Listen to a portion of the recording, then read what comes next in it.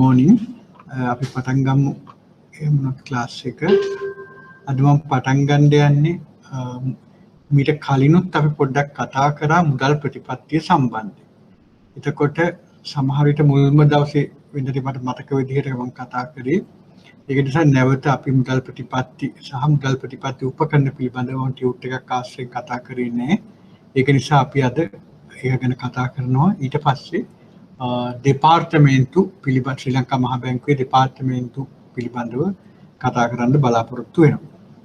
ඒත් දැන් ඔයගොල්ලෝ දන්නවා මොකද්ද මුදල් ප්‍රතිපත්තිය කියන්නේ කියලා. මේක මම දීලා තියෙනවා දේශීය ආර්ථිකයේ මිල ස්ථායීතාව ඇති කිරීම සඳහා මහා බැංකුව තම මුදල් ප්‍රතිපත්තිය මෙහෙවන. එහෙනම් මහා බැංකුව මුදල් ප්‍රතිපත්තිය මෙහෙවන. මම ඊට ඉස්සරත් මතක් කරලා තියෙනවා නැවත මතක් කරනවා. සාර්ව ආර්ථික ප්‍රතිපත්ති එහෙනම් සාර්ව ආර්ථික අරමුණු හතරක් ගැන මම කතා කරා. ඒ හතරෙන් අංක 1 මම කිව්වේ උද්දමනය පහළ හා ස්ථායී මට්ටමක පවත්වා ගැනීම එහෙම නැත්නම් මිල ස්ථායීතාව පවත්වා ගන්න එක. ඒ සඳහා මහා බැංකුව විසින් මුදල් ප්‍රතිපත්තිය මෙහෙවනවා කියලා කිව්වා. ඊළඟට ඉහළ සේවා නියුක්තියක් ළඟා කරගන්න ෆිස්කල් ප්‍රතිපත්තියත් ඊළඟට ගෙවුම් ශේෂය යහපත් අන්දමින් පවත්වාගෙන යන්න වාසිදායක අන්දමින් පවත්වාගෙන යන්න විනිමය අනුපාතික ප්‍රතිපත්තියත් යොදා ගන්නවා කියලා කිව්වා. ඒක තව ගොඩක් ප්‍රතිපත්ති තියෙන්න පුළුවන්. ඒ වගේ යොදා ගන්න ණය කළමනා ගන්න ප්‍රතිපත්ති ඒ විදිහට. ඒක අවසාන වශයෙන් බලාපොරොත්තු වෙන්නේ ඉහළ ආර්ථික වර්ධනයක් කියලා මම කතා කරනවා. එහෙනම් මේ මහා බැංකුව විසින් මුදල් මෙහෙවන්නේ මොකටද?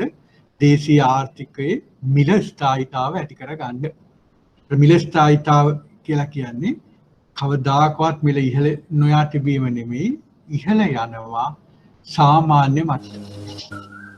හරිද? එතකොට ආර්ථිකය තුල ඉන්න කුටුම්බ හා ව්‍යාපාරික අංශවල තීරණ ගැනීමේ ක්‍රියාවලියට කිසිම බාධාවක් ඇති නොවන ආකාරයෙන් මිල ඉහළ යනවා නම් අපි ඒකට කියනවා මිල ස්ථායීතාව. කියන්නේ දැඩි උච්චාවචනයක් නෑ මිල ගණන්. ශීඝ්‍රයෙන් ඉහළ යන්නේ නෑ. මිල ඉහළ යනවා. නමුත් ආර්ථිකයේ සිටින කුටුම්බ හා ව්‍යාපාරික අංශවලට තීරණ ගැනීමේ ක්‍රියාවලියට බාධාවක් ඇති නොවන ආකාරය. එහෙනම් දැන් අපි දන්නවා මිල ස්ථායීතාව කියලා කියන්නේ එහෙනම් මොකද්ද? සාමාන්‍ය මිල මට්ටම නැත්නම් උද්දමනය පහළ හා ස්ථායී මට්ටමක පවත්වා ගැනීම. එහෙනම් ඔයගොල්ලෝ මේ ටියුට් එක print out අරන් තියනවා නම් මොකද එතන මිල ස්ථායීතාව කියන තැනින් ඉරක් ගහගෙන ඔයගොල්ලන්ට ලියා ගන්න පුළුවන්. මොකද්ද? සාමාන්‍ය මිල මට්ටම නැත්නම් උද්දමනය පහළ හා ස්ථායී මට්ටමක පවත්වා ගැනීම. එහෙනම් මිල ස්ථායීතාව කියලා කියන්නේ ඒක. මෙතන මේ printing mistake එකක් තියෙනවා. ස්ථායී කියන එක තා යන්න කරගන්න ඕන. මිල ස්ථායීතාව කියන්නේ එහෙනම් උද්දමනය නැත්නම් සාමාන්‍ය මිල මට්ටම පහළ හා ස්ථායී මට්ටමක පවත්ව ගන්න තමයි මේ මහා බැංකුව මුදල් ප්‍රතිපත්තිය මෙහෙයවන්නේ. එහෙනම් ඒකම කියනවා මූලික වශයෙන් මුදලේ පිරිවැයට.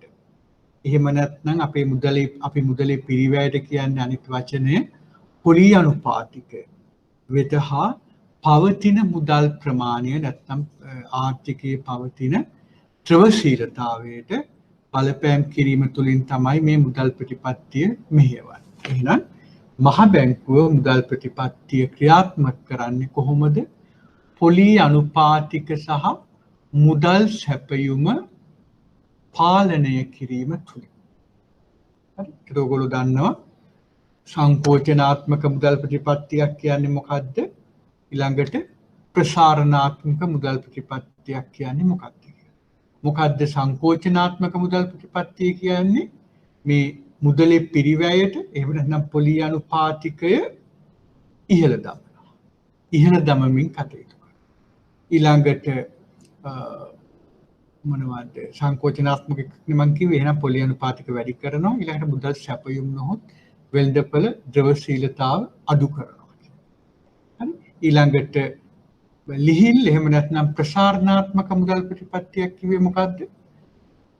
පොලි අනුපාතික අඩු කරන ඊළඟට වෙළඳපොළ ද්‍රවශීලතාව ඉහළ නංවන එහෙම නැත්නම් මුදල් සැපයීම ඉහළ නංවන මුදල් ප්‍රතිපත්තියක්. හරි. එහෙනම් මේ විදිහට මේ මුදල් ප්‍රතිපත්තිය මෙහෙයවන්නේ මුදල් ප්‍රතිපත්ති උපකරණ ඔස්සේ. හරි. එතකොට ඔයගොල්ලන්ට මම හිතන්නේ බෝඩ් එක පේනවා. ඒක ගත්තොත් මම මෙතන ඉවුවොත් එහෙනම්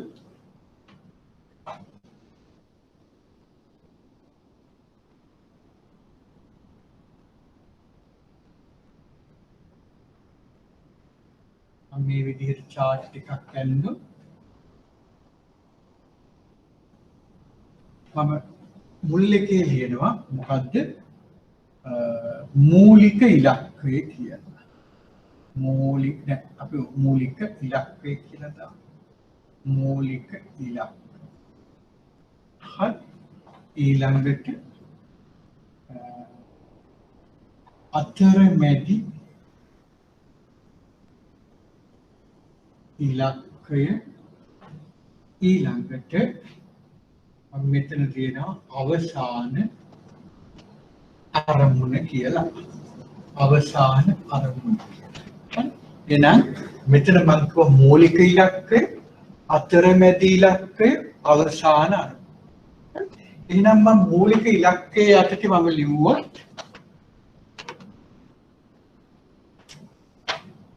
EW TMR එහෙම නැත්නම් පරිත සාමාන්‍ය ඊක්ෂණ පොලි අනුපාතය මූලික ඉලක්කය. අන්න අපි කිව්වා අපි පොලි අනුපාතික වෙත බලපෑම් කරනවා. මම අතරමැදි ඉලක්කයේ විදිහට ලියනවා M2B හා අනෙකුත් පොලි අනුපාතික. ඊළඟට මම අවසාන අරමුණ විදිහට කියනවා එක්කෝ මිල ස්ථායීතාවය නැත්නම් ආර්ථික ස්ථායීතාවය. දැන් මේ එකිනෙකට මම සම්බන්ධ කරනවා මේ විදිහට මෙන්න අපේ මුදල් ප්‍රතිපත්ති උපකරණ. එහෙනම් මම ඕගොල්ලන්ගේ ටියුට් එකේ තියෙනවා මොනවද ප්‍රතිපත්ති පොලි අනුපාතික OMO නැත්නම් විවාද වෙළඳපොළ කටයුතු ඊළඟට ව්‍යවස්ථාපිත සංචිත අනුපාතිකය ඊළඟට ප්‍රමාණාත්මක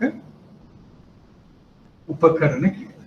එහෙනම් මේ විදිහට මේ මුදල් ප්‍රතිපත්ති උපකරණ තුලින් අපිට බලපෑම් කරන්න පුළුවන් මහ බැංකුවට බලපෑම් කරන්න පුළුවන් වරිත සාමාන්‍ය ඒක්ෂණ පොලි අනුපාතික.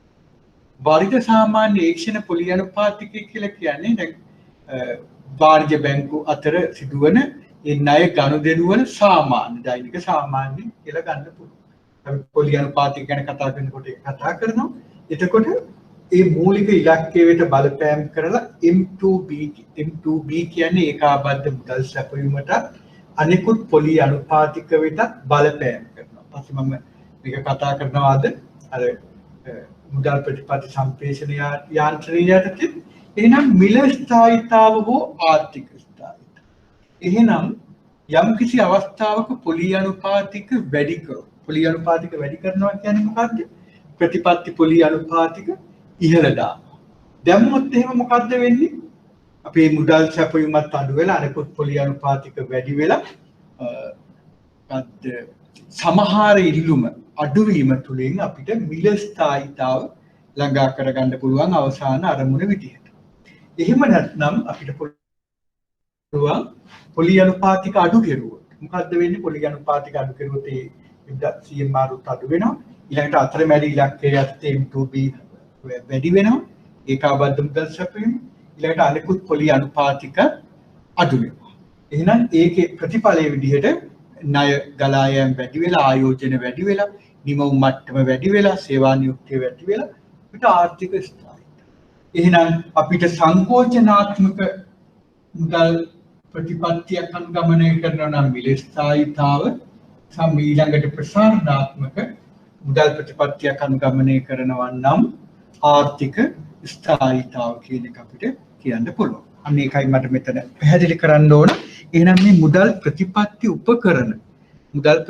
උපකරණ තුලින් බලාපොරොත්තු වෙන්නේ මොකද්ද? මේ විදිහට අපිට මේ මූලික ඉලක්ක, අතරමැදි ඉලක්ක, අවසාන අරමුණ. ඒ කියන්නේ මූලික ඉලක්කයේ විදිහට බරිත සාමාන්‍ය ඒකෂණ පොලි අනුපාතිකය අපි ගත්තා. ඊළඟට අතරමැදි ඉලක්කයේ විදිහට M2B හා මම නැවත පැහැදිලි කරන්නේ අනෙකුත් පොලි අනුපාතික ගත්තා. ඊළඟට ඒකෙන් අපි ළඟා කරගන්න අවසාන අරමුණු දෙකක් තියෙනවා. දෙකෙන් එකක් අපි ළඟා කරගන්නේ එක්කෝ මිල ස්ථායීතාව, එහෙම නැත්නම් ආර්ථික ස්ථායීතාව. සංකෝචනාත්මක මුදල් ප්‍රතිපත්තියක් තුළින් මිල ස්ථායීතාව, ප්‍රසාරණාත්මක මුදල් ප්‍රතිපත්තියක් තුළින් ආර්ථික ස්ථායීතාව. හරි නේද? එහෙනම් දැන් අපි බැලුවොත් නැවතත් ටියුට් එකට අපි ගියොත් එහෙනම් මේ මුදල් ප්‍රතිපත්ති උපකරණ කියලා මම කිව්වේ එහෙනම් අපි ඇඳලා පැහැදිලි කරුවා වගේ මේ ප්‍රතිපත්ති පොලි අනුපාතික විවට වෙළඳපොළ කටයුතු ඊළඟට ව්‍යවස්ථාපිත සංචිත අනුපාතිකය හා ඊළඟට ප්‍රමාණාත්මක උපකරණ කියන මේ මූලික වශයෙන් මේ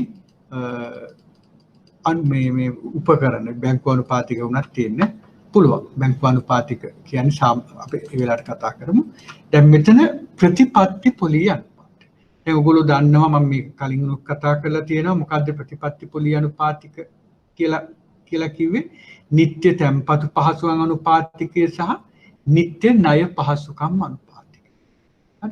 ඒකට අපි කියනවා ස්ටෑන්ඩින් ඩිපොසිට් ෆැසිලිටි නැත්නම් ස්ටෑන්ඩින් අපි ගත්තාම මෙතන නිත්‍ය තැන්පතු නිත්‍ය ණය පහසුකම් කියලා තියෙනවා. මම ඉංග්‍රීසි වචන එක දාලා නැහැ. මම ඊළඟ එකකින් ඉඳන් එකක් දාන්නම්.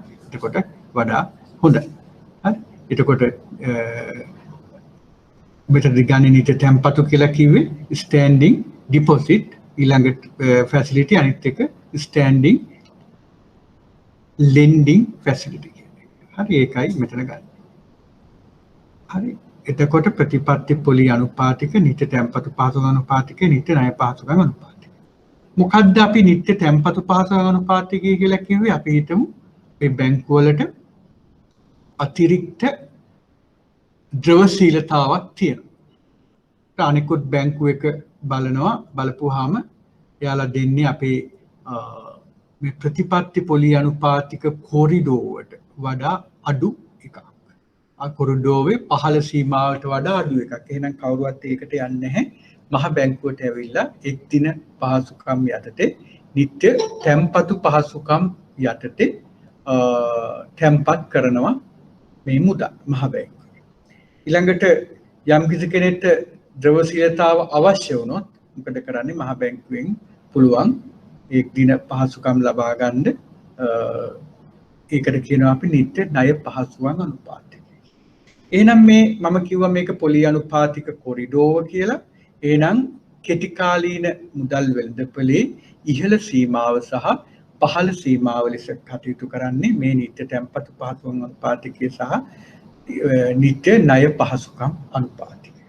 එතකොට මොකද කෙටි කාලීන වෙළඳපොලේ වෙනත් ඒවා කියන්නේ මේකේ තියෙන පහළ සීමාවට වඩා අඩුවෙන් කවුරුවත් තැන්පත් කරන්න අවශ්‍ය නැහැ. මොකද මහ බැංකුවෙන් ඒ අවම ප්‍රමාණය ලබා ගන්න පුළුවන්. ඒකට කවුරුවත් බැංකුවක් ගිහිල්ලා තවත් බැංකුවක ඊට වඩා අඩු පොලියක් යටතේ තැන්පත් කරන්නේ. ඒක නිසා කෙටි කාලීන පොලි අනුපාතික වෙළඳපොලේ පහළ සීමාව බවට පත් වෙනවා මේ නිත්‍ය තැන්පතු පහසුකම් අනුපාතිකය.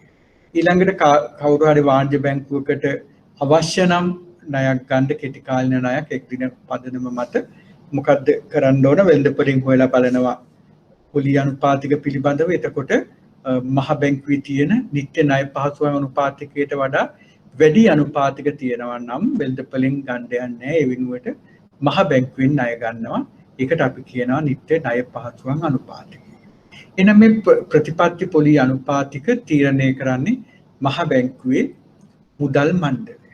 එනම් මේ මුදල් මණ්ඩලයේ විසින් කාලීනව දැන් මේ වර්තමානයේදී මේ COVID-19 එකත් එක්ක අවස්ථා කීපයකදීම පොලි අනුපාතික පහළ දැම්මා. ඒ ප්‍රතිපත්ති පොලි අනුපාතික මහ බැංකුව පහළ දැමීම තුළින් බලාපොරොත්තු වෙනවා ක්ෂණිකව මොනවද කෙටි කාලීන පොලි අනුපාතික පහළයයි කියන එක. ඊට පස්සේ ඒ පහළ යාම තුළින් යම්කිසි කාල පමාවකට යටත්ව අනිකුත් පොලි අනුපාතිකත් පහළයයි. එනම් මේ ප්‍රතිපත්ති පොලි අනුපාතික තුළින් මේ විදිහට පොලි අනුපාතික පහළ ගියොත් මොකක්ද වෙන්නේ? ණය ගලා යෑම, ණය පරිමාව ඉහළ යනවා. ඒ කියන්නේ මේ වෙළඳපොලේ පොලි අනුපාතික අඩු වුණොත් ආයෝජකයෝ වගේම පාරිභෝගිකයොත් ණය ලබා ගනී කියන බලාපොරොත්තුවෙන් තමයි මේ විදිහට ප්‍රතිපත්ති පොලි අනුපාතික පහළ දමන්නේ. එක පැත්තකින් පාරිභෝගිකයෝ ණය අරගෙන ඒ අය පාරිභෝජනය ඉහළ දානවා කියන්නේ ව්‍යාපාරිකයෝ උත්තේජනය කරන්නක්. මොකද හේතුව තමන්ගේ නිෂ්පාදන සඳහා ඉල්ලුම ඉහළ යෑමක්. එතකොට මොකද්ද කරන්නේ? ඒ අය තමන්ගේ නිෂ්පාදන වැඩි කරන්න තමන්ගේ පවතින නිෂ්පාදනාගාර පුළුල් කරන්න පුළුවන්. අලුත් ව්‍යාපාර පටන් ගන්න පුළුවන්. එතකොට මොකද්ද වෙන්නේ? රටේ නිමවුම් මට්ටම ඉහළ යනවා. මොකද හේතුව වැඩියෙන් නිෂ්පාදනය කරන නිසා. එතකොට ඊළඟට මේ සේවා නියුක්තිය ඉහළ යනවා. අන්න එතකොට තමයි අපිට ආර්ථික වර්ධන වේගයක් ළඟා කරගන්න. එහෙනම් මහ බැංකුව මේ COVID-19 එක්ක මේ බාහිර ලෝකය එක්ක තියෙන ගනුදෙනු පහළයයි ඊළඟට ආර්ථිකය පරිහානියටපත් වෙයි කියන එක නවත්තන්න. ඒ විදිය තත්ත්වයක් ඇතිවීම වළක්වන්න මහ බැංකුව කාලීනව ක්ෂණිකව පියවර අරගෙන තියෙනවා. මොකද්ද මේ ප්‍රතිපත්ති පොලි අනුපාතික පහළ දැමීම තුළින් අවස්ථා 3කට විතර පහළ දැම්මා. එතකොට එහෙම දැන් ඕගොල්ලන්ට මම මේක පොඩ්ඩක් කියන්නම්. අපේ මහ බැංකුවේ නිවේදනයක් නිකුත් කරලා තිබුණා මොනවද COVID-19 වලට කරේ කියලා. එතකොට ඒ තුල පවා මේක තියෙනවා මේ අවස්ථා කීපයකදීම පොලි අනුපාතික අඩු කිරීම කරා කියලා. මේක තියෙනවා පොලි අනුපාතික අඩු කිරීම, වෙළඳපොළ අරමුදල් ප්‍රමාණය ඉහළ නැංවීම සහ රජයේ වෙත අරමුදල් සැපවීම. 2020 ජනවාරි 30 ඉඳන්ම ලෝකයේ තුල යතිවුණු චීනයේ ව්‍යාප්තියත් එක්කම එහෙම එනකොට අපේ වෙළඳපොළ පරිමාව ඒවා අඩු වෙයි කියන හේතුවද ඒවලින්දම්ම මහ බැංකුව අවස්ථා කීපයකදීම මේ පොලි අනුපාතික අඩු කරලා තියෙනවා. නම් මේ පොලි අනුපාතික අඩු කිරීම තුළින් බලාපොරොත්තු වෙන්නේ මොකද්ද? එක පැත්තකින් ජනතාවට පාරිභෝජන ණය ගන්නත් පුළුවන්. ඊළඟට ආයෝජකයින් ආයෝජන වැඩි කරනවා. ඒ ආයෝජන වැඩි කරලා මොනවද සේවා නියුක්ති අවස්ථා වැඩි කරලා ඊළඟට නිමවුම් මට්ටම් වැඩි කරලා ඒ ආර්ථික වර්ධනය පහළ යෑම වළක්වා ගන්න කටයුතු කරන්න පුළුවන්. එහෙනම් ඔයගොල්ලන්ට මෙතන ප්‍රායෝගික තත්ත්වයක් එතනදී පේනවා ඇති. ප්‍රතිපත්ති පොලි අනුපාතික ඒ වගේ අවස්ථාවල ඉතා ඵලදායීව ආර්ථික කටයුතු ඉහළ නැංවීමේ අරමුණින් මහ බැංකුවේ මුදල් මණ්ඩලය විසින් අඩු කිරීම කරනවා.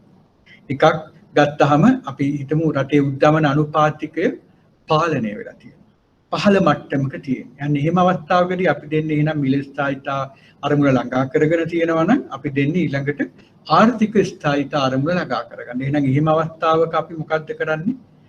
ප්‍රසාරණාත්මක මුදල් ප්‍රතිපත්තියක් අනුගමනය කරනවා. ඒ වගේම ආර්ථිකය යම් අර්බුදයකට ගැටලු වලට මුහුණ දීලා ඊළඟට අපේ ආර්ථික වර්ධනය ඉතා අඩු මට්ටමක පවතී. ඍණ වෙයි කියලා වගේ විශ්වාස කරන අවස්ථාවක දැන් උදාහරණයක් විදිහට අපි අත්විඳින COVID-19 අර්බුදය ඒ වගේ අවස්ථාවකදී මේ ආර්ථික කටයුතු ඉහළ නංවා ගන්නට ඒ බැංකු වලින් ණය ගලා යෑම වැඩි කිරීමේ අරමුණුත් ප්‍රතිපත්ති පොලි අනුපාතික අඩු කරනවා.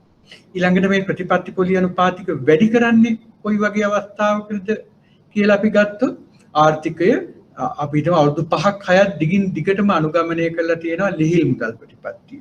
ඒ තුලින් අපි ආර්ථික ස්ථායීතා අරමුණට වැඩි වැදගත්කමක් දීලා තියෙනවා. එහෙනම් එහෙම දිගින් දිගටම අපි ප්‍රසාරණාත්මක මුදල් ප්‍රතිපත්තියක් අනුගමනය කෙරුවොත් ආර්ථිකය තුල යම් යම් ගැටලු ඇති වෙනවා. වත්කම් බුබුලු ඇති වෙන්න පුළුවන්. වත්කම් බුබුලු කියන්නේ රටේ නිෂ්පාදනයට වඩා මුදල් සැපයීම ඉහළ යෑමෙන් ඇතිවන මේ වත්කම් වල මිල කෘත්‍රිමව ඉහළ යෑම. ඒ වගේ තත්ත්වයන් හොඳ නෑ ආර්ථිකයකට. ඊළඟට උද්දමනකාරී බලපෑම් ඇති වෙනවා මේ දිගින් දිගටම මේ විදිහට මේ අවුරුදු 5ක් 6ක් අපි ප්‍රසාරණාත්මක මුදල් ප්‍රතිපත්තියක් අනුගමනය කරනවා. අන්න ඒ අවස්ථාවේදී එහෙනම් මාරු වෙනවා. එතකොට මොකද්ද කරන්නේ? මුදල් මණ්ඩලය විසින් ප්‍රතිපත්ති පොලි අනුපාතික ඉහළ දාලා සංකෝචනාත්මක මුදල් ප්‍රතිපත්තියක් අනුගමනය කරනවා. දැන් 2007 ලෝක මූල්‍ය අර්බුදය ඇති වුණු වෙලාවේ ඉඳන් 2015 අග දක්වාම ඇමරිකානු සංචිත බැංකුව අනුගමනය කරේ ලිහිල් මුදල් ප්‍රතිපත්තියක්. ඉන් පස්සේ දැන් අද වෙනකොට ලිහිල් කරලා තිබුණාට ඊට පස්සේ මොකද්ද කරේ 2015 අග ඉඳන්ම තමන්ගේ පොලි අනුපාතික ඉහළ දමමින් දැඩි මුදල් ප්‍රතිපත්තියකට අවතීර්ණ වුණා. මොකද ආර්ථිකය තුළ වත්කම් බුබුලු ඇති වෙලා ඒවා පුපුරා යෑමට කලින් ඒ වගේම උද්දමනකාරී බලපෑම් ඇති වෙයි කියලා උද්දමන ඉලක්කයන් සපුරාගෙන තියෙනවා නම් ඊට පස්සේ නැවත සංකෝචනාත්මක මුදල් ප්‍රතිපත්තියකට ගියා. එහෙනම් දැන් අපි ඕගොල්ලන්ට දැන් ප්‍රායෝගික ඒවා ගැන කතා කරනකොට මම හිතන්නේ ප්‍රතිපත්ති පොලි අනුපාතික පිළිබඳව නිත්‍ය තැන්පතු පහසුකම් අනුපාතිකය සහ නිත්‍ය ණය පහසුකම් අනුපාතිකය පිළිබඳව අවබෝධයක් තියෙනවා ඇති කියලා මම හිතනවා. ඒ පිළිබඳව ඒ කොටසෙන් ප්‍රශ්නයක් තියෙනවා නම් අහන්න පුළුවන්. ප්‍රශ්න. අකුරු ලොකුවට ඔය ඒරියා. පේනවා වගේ. right. කවුරුත් හැබැයි කම්ප්ලේන් කරේ නෑ දැන් මේ ඉන්ස්ටිටියුට් එකේ අයමයි ඇවිල්ලා කියන්නේ අකුරු කුඩයි කියලා. පේන්නේ නැහැ කියලා. දැන් ඔයගොල්ලෝට මම කිව්වා මේ ගැන පැහැදිලි කරා ප්‍රශ්න කතා කරන්න ඕන. බලන්න ඔයගොල්ලන්ට පේනවද? ඉහුට් එක පේනවා හොඳට. ඈ? ඉහුට් එක පේනවා හොඳට. හොඳට පේනවා. හරි. හරි. එහෙනම් කමන්නේ මම ඊළඟ පාර පොඩ්ඩක් වැඩි ලොකු කරලා පෙන්නන්න. අනිත් පාර. හරි. thank you. එතකොට එහෙනම් ඒ විදිහට ගත්තොත් අපිට මේ මම හිතන්නේ ප්‍රතිපත්ති පොලි අනුපාතික මේ කාලීන මාතෘකාවක් නිසා මම වැඩි පැහැදිලි කරා මොකද්ද ප්‍රතිපත්ති පොලි අනුපාතික. බඩ ශ්‍රී ලංකා කීර්ති නාමයට රෙපියුටේෂන් එකට ගොඩාක් ගැටලු ඇති වෙලා තියෙනවා මහ බැංකුව COVID-19 වලදී ක්‍රියා කරේ නැහැ කියලා. නමුත් ඇත්තටම මහ බැංකුව ක්‍රියා කරලා තියෙනවා. ඒකට හේතුව තමයි මහ බැංකුවකට ක්‍රියා කරන්න පුළුවන් මොනවයින්ද මුදල් ප්‍රතිපත්ති උපකරණ තුලින්.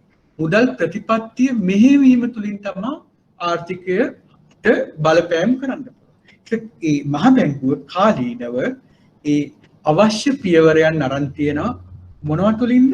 මුදල් ප්‍රතිපත්ති උපකරණ තුලින්. එහෙනම් මෙතන ප්‍රතිපත්ති පොලි අනුපාතික දිගින් දිගටම අඩු කිරීම තුලින් ආර්ථිකය වෙත ණය ගලා යෑම, ණය පරිමාව ඉහළ දැමීමට අවශ්‍ය පියවර අරගෙන තියෙනවා. ඒ කොහොමද? අංක 1 අපිට කියන්න පුළුවන් ප්‍රතිපත්ති පොලි අනුපාතික අඩු කිරීම තුලින්. එහෙනම් දැන් ඔයගොල්ලන්ට මතක තියෙන්න ඕන ඉස්සෙල්ලම ප්‍රතිපත්ති පොලි අනුපාතික පහළ ගියොත් මොකද්ද වෙන්නේ? කෙටි කාලීන පොලි අනුපාතික පහළ යනවා. ඒ ස්ටෙප්ස් ටික වල මතක තියාගන්න ඕනේ. එහෙනම් ප්‍රතිපත්ති පොලි අනුපාතික අඩු කිරීම නැත්නම් ප්‍රසාරණාත්මක මුදල් ප්‍රතිපත්තියක් ඔස්සේ ආර්ථිකය හැසිරවීමට ප්‍රතිපත්ති පොලි අනුපාතික අඩු කරපු ගමන් මොකද්ද වෙන්නේ? කෙටි කාලීන පොලි අනුපාතික ෂණිකව පහළ යනවා. ඒ කියන්නේ මොකද්ද? බරිත සාමාන්‍ය ඒක්ෂණ පොලි අනුපාතික පහළ යනවා. මොකද්ද බරිත සාමාන්‍ය ඒක්ෂණ පොලි අනුපාතික කියලා අපි කිව්වේ? වාණිජ බැංකු එකිනෙකාට අපි කිව්වේ A B C D E F කියලා තියෙනවා කියලා. ඔය බැංකු එකිනෙකට එක්කෙනෙක් ණය දෙනවා, එක්කෙනෙක් ණය ගන්නවා. ඒ අය අර අපි ගත්තොත් එහෙම දෙන ණය ප්‍රමාණය අපි හිතමු ඔන්න බිලියන 10යි. එතකොට 7යි.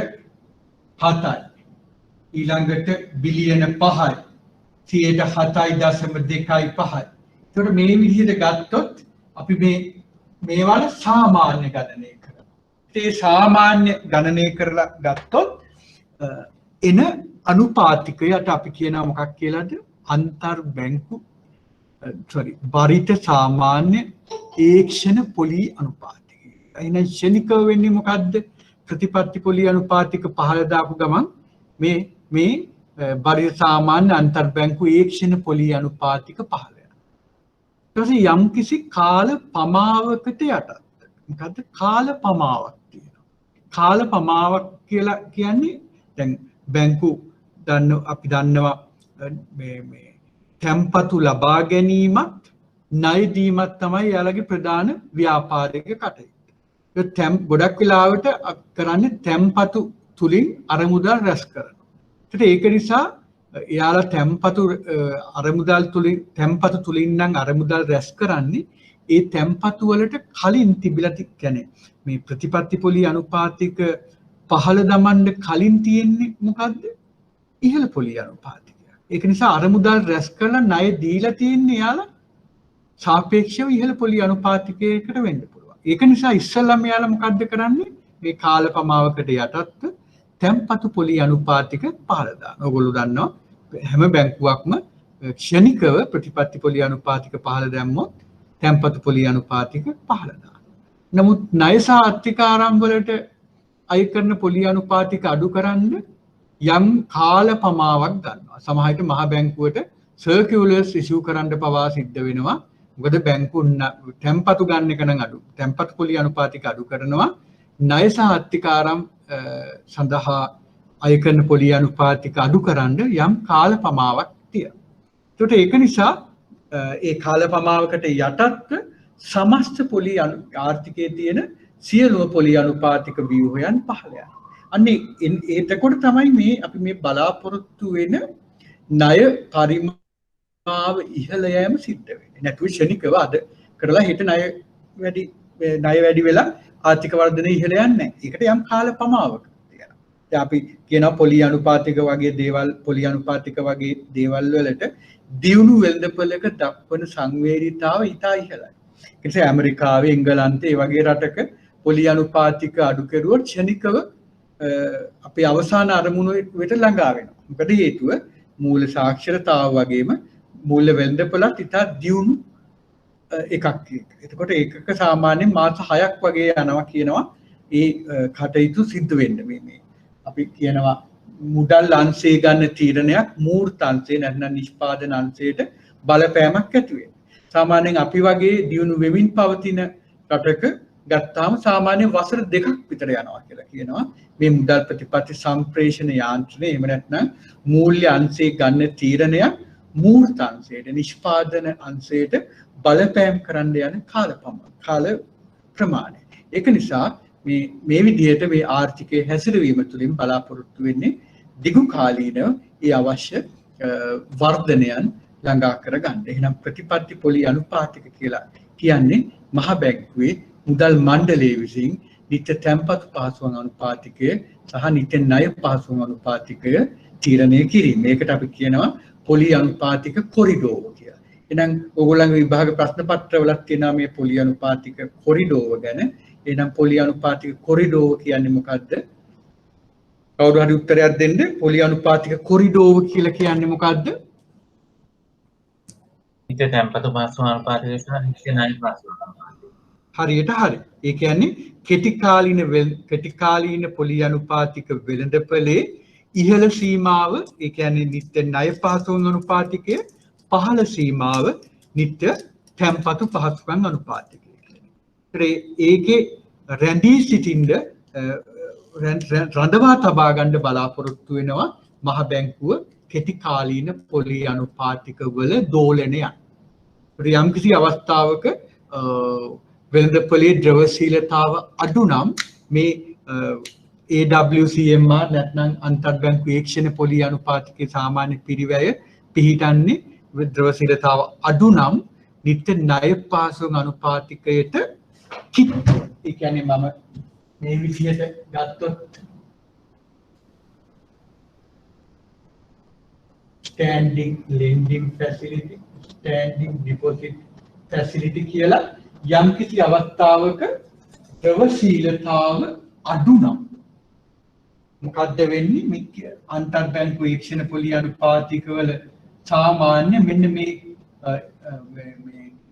විත්‍ය ණය පහසුකම් අනුපාතිකය ඒ කියන්නේ ඉහළ පොලි අනුපාතික කොරිඩෝවේ ඉහළ සීමාව ඔස්සේ පවතිනවා. අන්න එතකොට මොකද්ද කරන්නේ අපේ ඊළඟ පියවර විවට වෙළඳපොළ කටයුතු වලට යනවා. එහෙනම් මහ බැංකුව මේ ඉදිකාලීන පොලි අනුපාතික වල දෝලනයන් දිහා බලපුවාම යම්කිසි දවසක අපි නිරීක්ෂණය කරපුවාම නිත්‍ය ණය පහසුකම් අනුපාතිකය කිට්ටුව මේ AWCMR නැත්නම් බරිත සාමාන්‍ය ඒක්ෂණ පොලි අනුපාතිකයේ පිහිටනවා නම් මහ බැංකුව දන්නවා වෙළඳපොලේ ද්‍රවශීලතාව අඩුයි කියලා. එහෙනම් එතකොට අපි වෙළඳපොලේ ද්‍රවශීලතාව ලබා දෙනවා. එහෙනම් එතකොට අපි කරන්නේ මොකද්ද?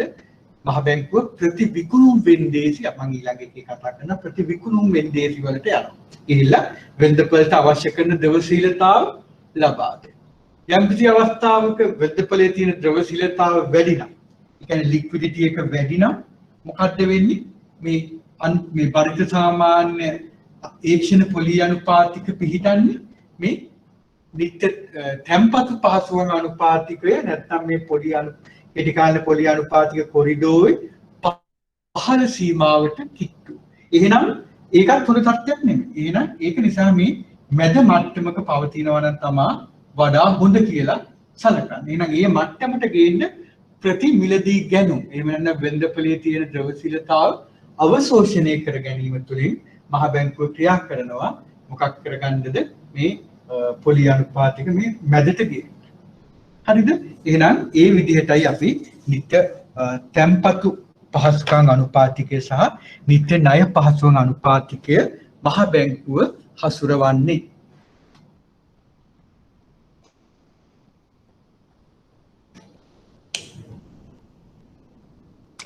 එතකොට එහෙනම් දැන් ඔයගොල්ලෝ ප්‍රතිපත්ති පොලි අනුපාතික සම්බන්ධයෙන් අවබෝධයක් තියෙනවා. එහෙනම් එතනදී සාරාංශයක් විදිහට කියනවා නම්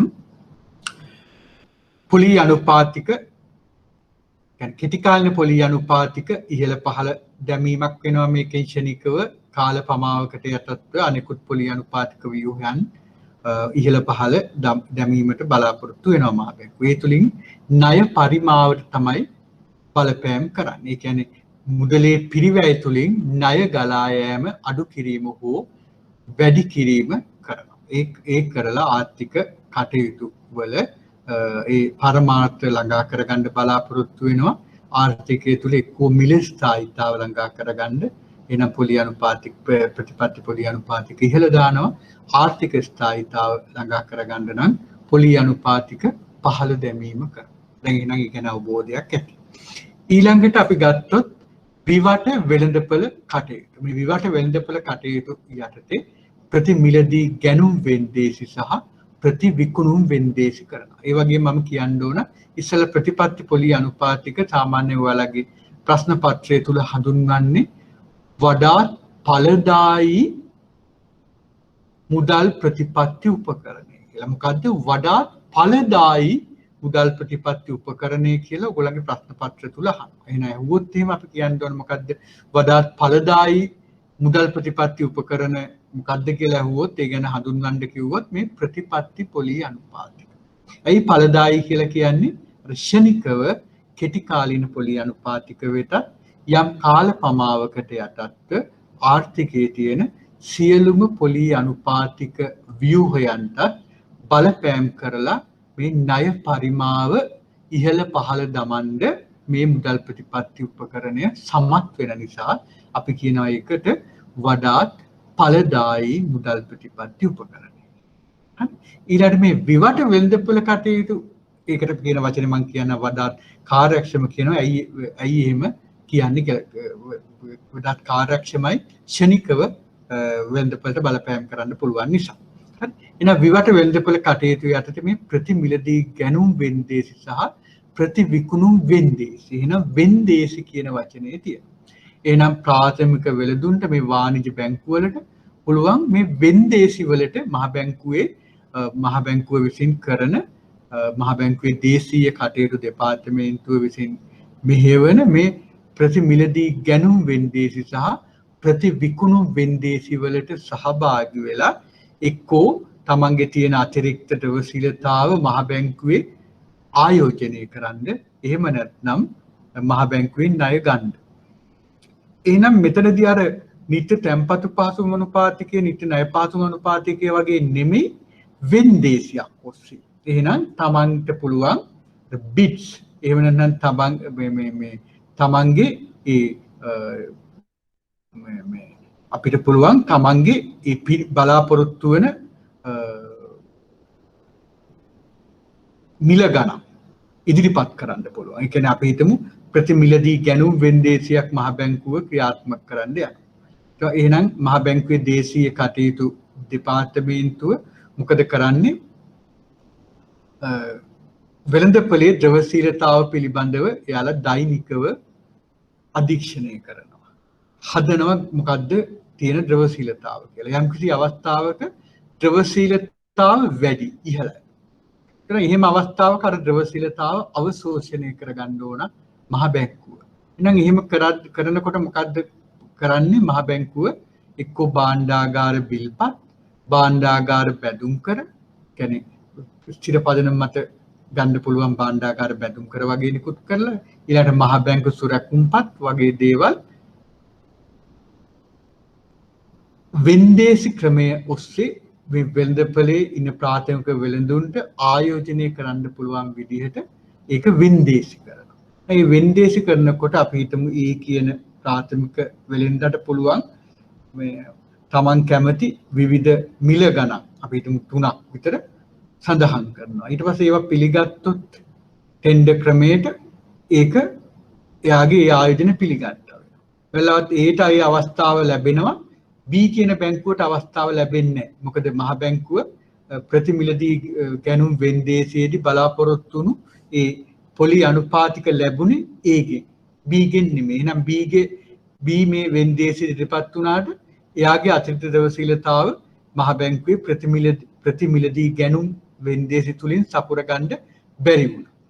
එහෙනම් එහෙම වුණා කියලා එයාට ප්‍රශ්නයක් නැහැ. එහෙනම් එයාට මේ තරගකාරී මිල ගණන් වලට ඉදිරිපත් කරන්න බැරි වුණාට එයාට පුළුවන් එහෙනම් අර නිත්‍ය තැන්පතු පහසුකම් අනුපාතිකයේ යටතේ මහ බැංකුවේ ගිහිල්ලා ඒ මුදල් දාන්න. හරි. එහෙනම් ප්‍රතිමිලදී ගැනුම් වෙන්දේසි කියන්නේ මොකද්ද? වෙළඳපොලේ අතිරික්ත ද්‍රවශීලතාවක් තියෙන අවස්ථාවකදී මේ ප්‍රාථමික වෙළඳුන්ට මහ බැංකුවේ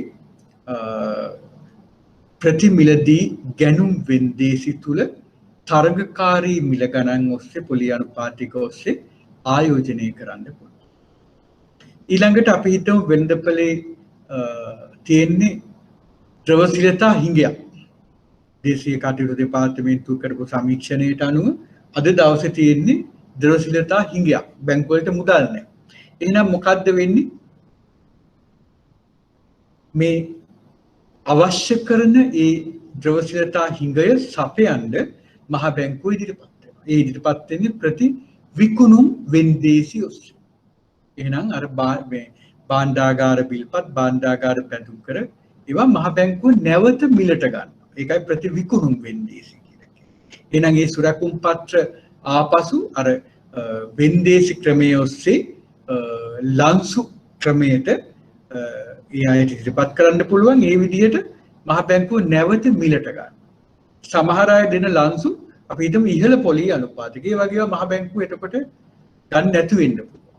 එහෙනම් එහෙම අවස්ථාවකදී එයාගේ ඒ ද්‍රවශීලතාව ලබා ගන්න බැරි උණු අයට පුළුවන් නිත්‍ය ණය පහසුකම් අනුපාතිකයට මහ බැංකුවෙන් ණය ලබා ගන්න. එහෙනම් ප්‍රතිවිකුණුම් කරන්නේ වෙළඳපොලේ ද්‍රවශීලතා හිඟයක් තියෙන අවස්ථාවකදී අර විකුණපු භාණ්ඩාගාර බිල්පත් සහ භාණ්ඩාගාර බැඳුම් කර මහ බැංකු සුරකුම්පත් නෙමෙයි. එහෙනම් ඒවා මහ බැංකු සුරකුම්පත් නැවත මිලට ගන්නෙ නැහැ. එතකොට එහෙම මිලට අරගෙන මුදල් දෙන්න පුළුවන් වෙළඳපොලට. එහෙනම් ඒකට අපි කියනවා ප්‍රතිවිකුණුම් වෙන්දේසි. දැන් මම ප්‍රශ්නයක් අහනවා ඔයගොල්ලන්ගේ මම ඊට ඉස්සෙල්ලා අහලා ඇති මේක මම මේක පැහැදිලි කරලා තියෙනවා. එයි මහ බැංකුව මේ විදිහට මේ ප්‍රතිමිලදී ගැනුම් සහ ප්‍රතිවිකුණුම් ඔස්සේ මේ ද්‍රවශීලතා කළමනාකරණයක් එහෙම නැත්නම් අධික ද්‍රවශීලතාවයක් තියෙනවා නම් ප්‍රතිමිලදී ගැනුම් වෙන්දේසි පවත්වලා මේ ද්‍රවශීලතාව මහ බැංකුව වෙත අවශෝෂණය කරගන්නේ. ඒ වගේම වෙළඳපොලේ ද්‍රවශීලතා හිඟයක් තියෙනවා නම් ප්‍රතිවිකුණුම් වෙන්දේසි පවත්වලා ඇයි අර ඒ අවශ්‍ය කරන ද්‍රවශීලතාව වෙළඳපොළට වෙත ලබා දෙන්නේ. බලන්න කවුරු හරි කියන්නේ මේකට උත්තරය. හිතලා වැරදුනාට කමක් නැහැ. රටේ උද්දමනය පාලනය කරන්න අපිට ඒක හොඳයි ඒ උත්තරේ. නමුත් අපි ඒක යන්නේ අර දැන් අපි මම ඉස්සෙල්ලා කිව්වා වගේ මූලික ඉලක්කය අතරමැදි ඉලක්කය අවසාන අරමුණ පැත්තේ තමයි ඒක තියෙන්නේ. එහෙනම් අපි ෂණිකව තමයි මොකද්ද මේ විවෘත වෙළඳපොළ කටයුතු කරන්නේ ඇයි කියන එකේ අදහස් කරන්නේ. එහෙනම් ඒක අර උඩ එකට සම්බන්ධයි. ඒ කියන්නේ ප්‍රතිපත්ති පොලී අනුපාතික වලට. ඒ කියන්නේ අපි මෙතනදී බලාපොරොත්තු වෙන්නේ ප්‍රතිමිලදී ගැනුම් වෙන්දේසි සහ ප්‍රතිවිකුණුම් වෙන්දේසි තුලින් ද්‍රවශීලතාව කළමනාකරණය කිරීම තුලින් මහ බැංකුව බලාපොරොත්තු වෙන්නේ හොඳට මතක තියාගන්න මොකද්ද කෙටි කාලීන මුදල් වෙළඳපොලේ පොලී අනුපාතික. එහෙම නැත්නම් මේ අන්තර් බැංකු ඒක්ෂණ පොලී අනුපාතික අධික ලෙස උච්චාවචනය වීම වැළැක්වීමට. හරිද?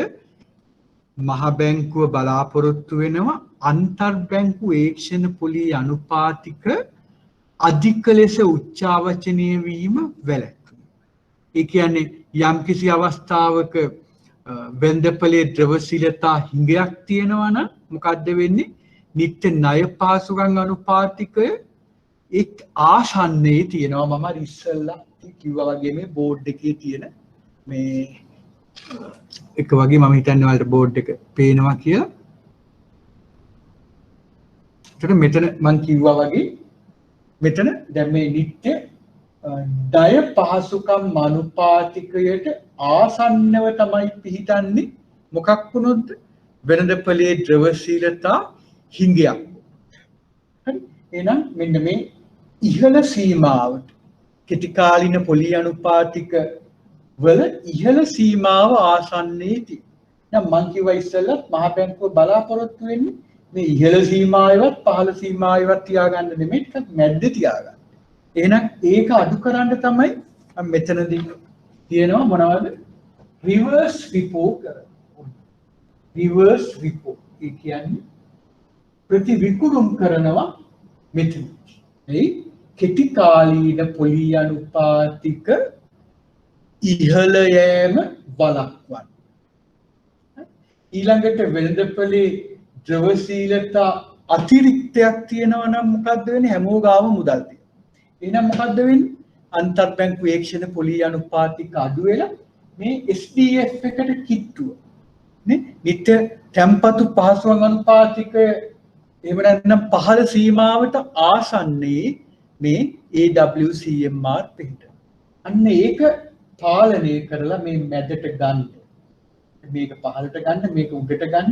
මොකද්ද කරන්නේ? රිපෝ කරන. රිපෝ කරන. අන්න. එහෙනම් ප්‍රතිමිලදී ගැනුම් කරලා මේ ද්‍රවශීලතාව කළමනාකරණය කිරීම තුලින් කෙටි කාලීන පොලී අනුපාතිකවල අධික දෝලනයන් නැත්නම් අධික උච්චාවචනයන් වැළැක්වීමට මහ බැංකුව ක්‍රියා කරනවා. තේරුණාද එතන? එහෙනම් අපි ප්‍රතිමිලදී ගැනුම් වෙන්දේසි සහ ප්‍රතිවිකුණුම් වෙන්දේසි තුලින් බලාපොරොත්තු වෙන්නේ අන්තර් බරිත සාමාන්‍ය ඒක්ෂණ පොලී අනුපාතිකයේ අධික උච්චාවචනයන් වළක්ව ගන්න. ඒක නෝට් කරලා තියාගන්න ඕන. සමහර වෙලාවට විභාග ප්‍රශ්න පත්‍රවල එක තියෙනවා. පරණ ප්‍රශ්න පත්‍රවල මේ ප්‍රශ්නේ තියෙනවා. දැන් මේකේ අරමුණ තමයි ඒක. හරිද?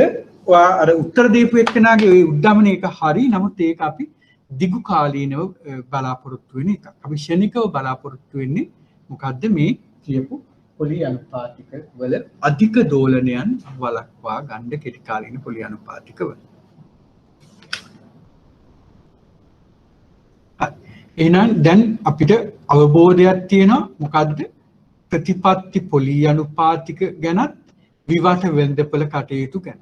එහෙනම් දැන් මේ මං කිව්වා අර ප්‍රතිපත්ති පොලි අනුපාතික වලට මොකක් කියලාද?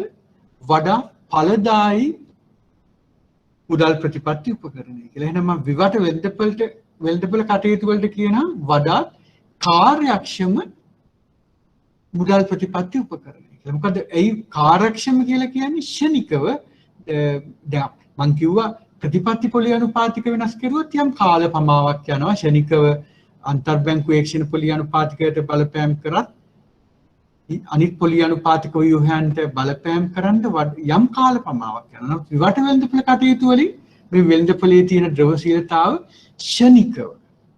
ශනිකව පාලනය කරන්න. ඒක නිසා අපි ඒකට කියනවා මොකක් කියලාද? වඩාත් කාර්යක්ෂම මුදල් ප්‍රතිපත්ති උපකරණය. වඩාත් කාර්යක්ෂම. මොකද හේතුව යම් කිසි අවස්ථාවක ද්‍රවශීලතා අතිරික්තයක් තියෙනවා නම් මහ බැංකුව භාණ්ඩාගාර බිල්පත් භාණ්ඩාගාර බැඳුම් කර මහ බැංකු සුරකුම්පත් නිකුත් කරපු ගමන් අර ද්‍රවශීලතාව මහ බැංකුවට අවශෝෂණය වෙනවා. ඊළඟට වෙළඳපොලේ ද්‍රවශීලතා හිඟයක් තියෙනවා නම් භාණ්ඩාගාර බිල්පත් භාණ්ඩාගාර බැඳුම් කර නැවත මිලට අරගෙන මහ බැංකුව මුදල් දීපු ගමන් ශනිකව වෙළඳපොලේ ද්‍රවශීලතාව වැඩි වෙනවා. එහෙනම් ඒකින්ද ඒක වඩාත් මොකද්ද? කාර්යක්ෂම මුදල් ප්‍රතිපත්ති උපකරණය. ඒ වගේම මේ ප්‍රතිපත්ති පොලි අනුපාතික සහ විවට වෙළඳපොළ කටයුතු කියන මුදල් ප්‍රතිපත්ති උපකරණ වලට කියන වෙළඳපොලේට වඩාත් හිතකර මුදල් ප්‍රතිපත්ති උපකරණ කියලා. මොකද්ද? වෙළඳපොළට වඩාත් හිතකර. ඒ කියන්නේ ගොඩක් දියුණු රටවල් ගත්තාම එයාලා ක්‍රියා කරන්නේ මේ ප්‍රතිපත්ති පොලි අනුපාතික සහ විවට වෙළඳපොළ කටයුතු ඔස්සේ ආර්ථිකය මෙහෙවන්නේ. එහෙනම් මේ දෙකම විවට වෙළඳපොළ කටයුතු සහ ප්‍රතිපත්ති පොලි අනුපාතික කියන්නේ මොකද්ද? වෙළඳපොළ හිතකර වඩාත් බහුලව භාවිතා වන මුදල් ප්‍රතිපත්ති උපකරණ දෙක. එහෙනම් දැන් මේ දෙක ගැන වෙළඳපොළට හිතකර වඩාත් බහුලව භාවිතා වන මුදල් ප්‍රතිපත්ති උපකරණ දෙක පිළිබඳව ඔබ දන්නවා. එතකොට මේ දෙකෙන් තුන්වෙනි එකට යන්න ඉස්සෙල්ලා ඔයගලන්ට යම් ගැටලුවක් තියෙනවා නම් අහන්න පුළුවන්. පැහැදිලි කරගන්න. දැන් තියෙනවා නම් අහන්න පුළුවන්.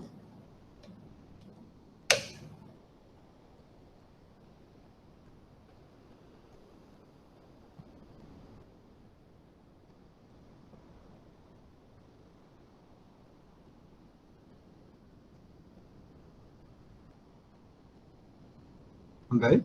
ප්‍රශ්න නැති බව පේන්නේ. එහෙනම් අපි ගත්තොත් SRR කියලා ඔයගොල්ලෝ අහලා තියෙනවා තුන්වෙනි මුදල් ප්‍රතිපත්ති උපකරණය. SRR කියන්නේ මොකද්ද? ව්‍යවස්ථාපිත සංචිත අනුපාතිකය. ව්‍යවස්ථාපිත සංචිත අනුපාතිකය. එතකොට මහ බැංකුවේ මිට ගොඩක් කලින් තිබුණා මේක 7.5% කියලා. ඊළඟට ඒක අවස්ථා දෙකකදී අඩු කරලා 5% ලෙස තිබුණා. ඊට පස්සේ දැන් දවස් කීපයක් තුල නැවතත් මේක 2%කින් අඩු කරා. ඒ කියන්නේ 3% දක්වා අඩු කරලා තියෙනවා. එතකොට එහෙම ගත්තාම මේ ව්‍යවස්ථාපිත සංචිත අනුපාතිකය කියලා කියන්නේ බැංකුවල වාණිජ්‍ය බැංකුවල ජනතාව මුදල් තැන්පත් කරනවා. තව කවුද තැන්පත් කරන්නේ අපි ගත්තොත් අපිට කියන්න පුළුවන් රජය මුදල් තැන්පත් කරනවා. තව අපිට කියන්න පුළුවන් අන්තර් බැංකු. ඒ කියන්නේ මොකද්ද මේ A කියන බැංකුවේ B කියන බැංකුව ගෙනල්ලා මුදල් දානවා.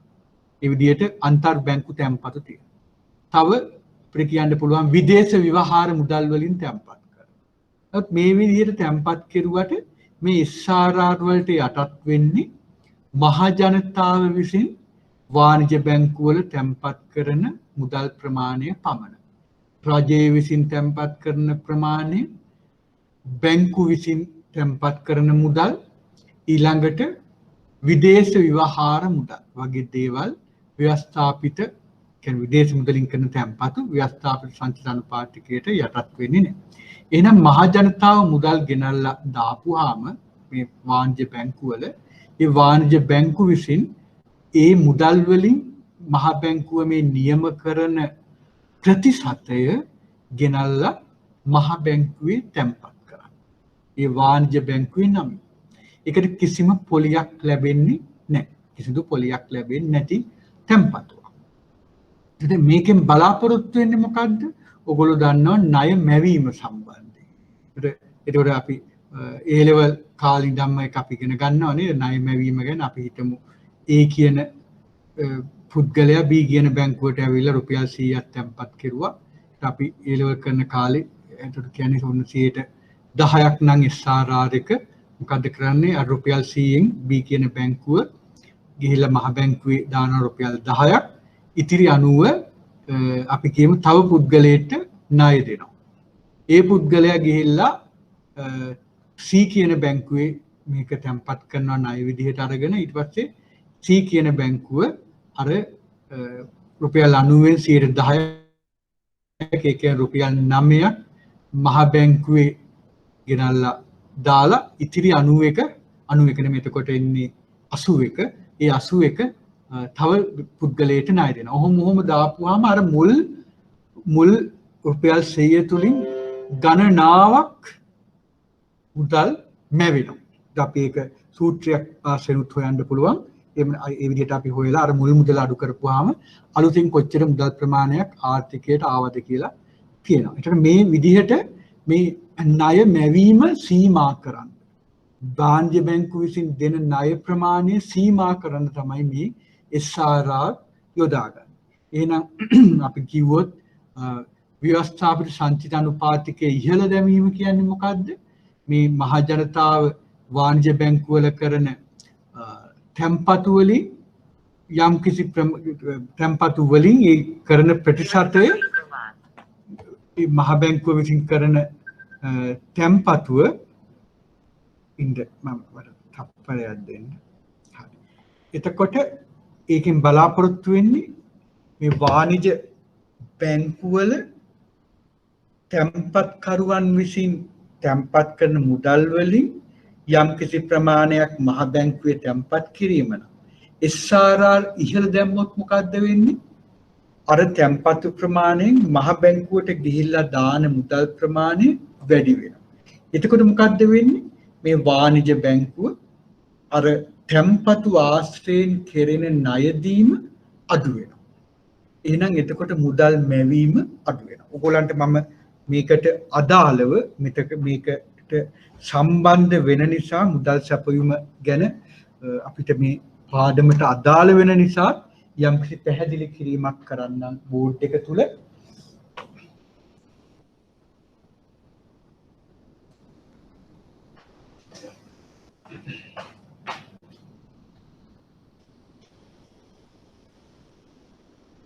SRR සම්බන්ධතාව පැහැදිලි කිරීම සඳහා මේ සූත්‍රය අපිට යොදා ගන්න පුළුවන්.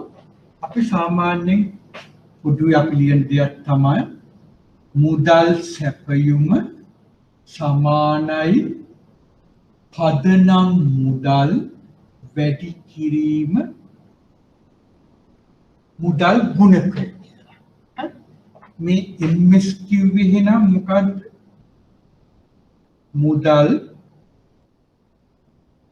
සැපයුම money supply. B කිව්වේ base money එහෙම නැත්නම් සංචිත මුදල්. අපි K කිව්වේ මොකද්ද? මුදල්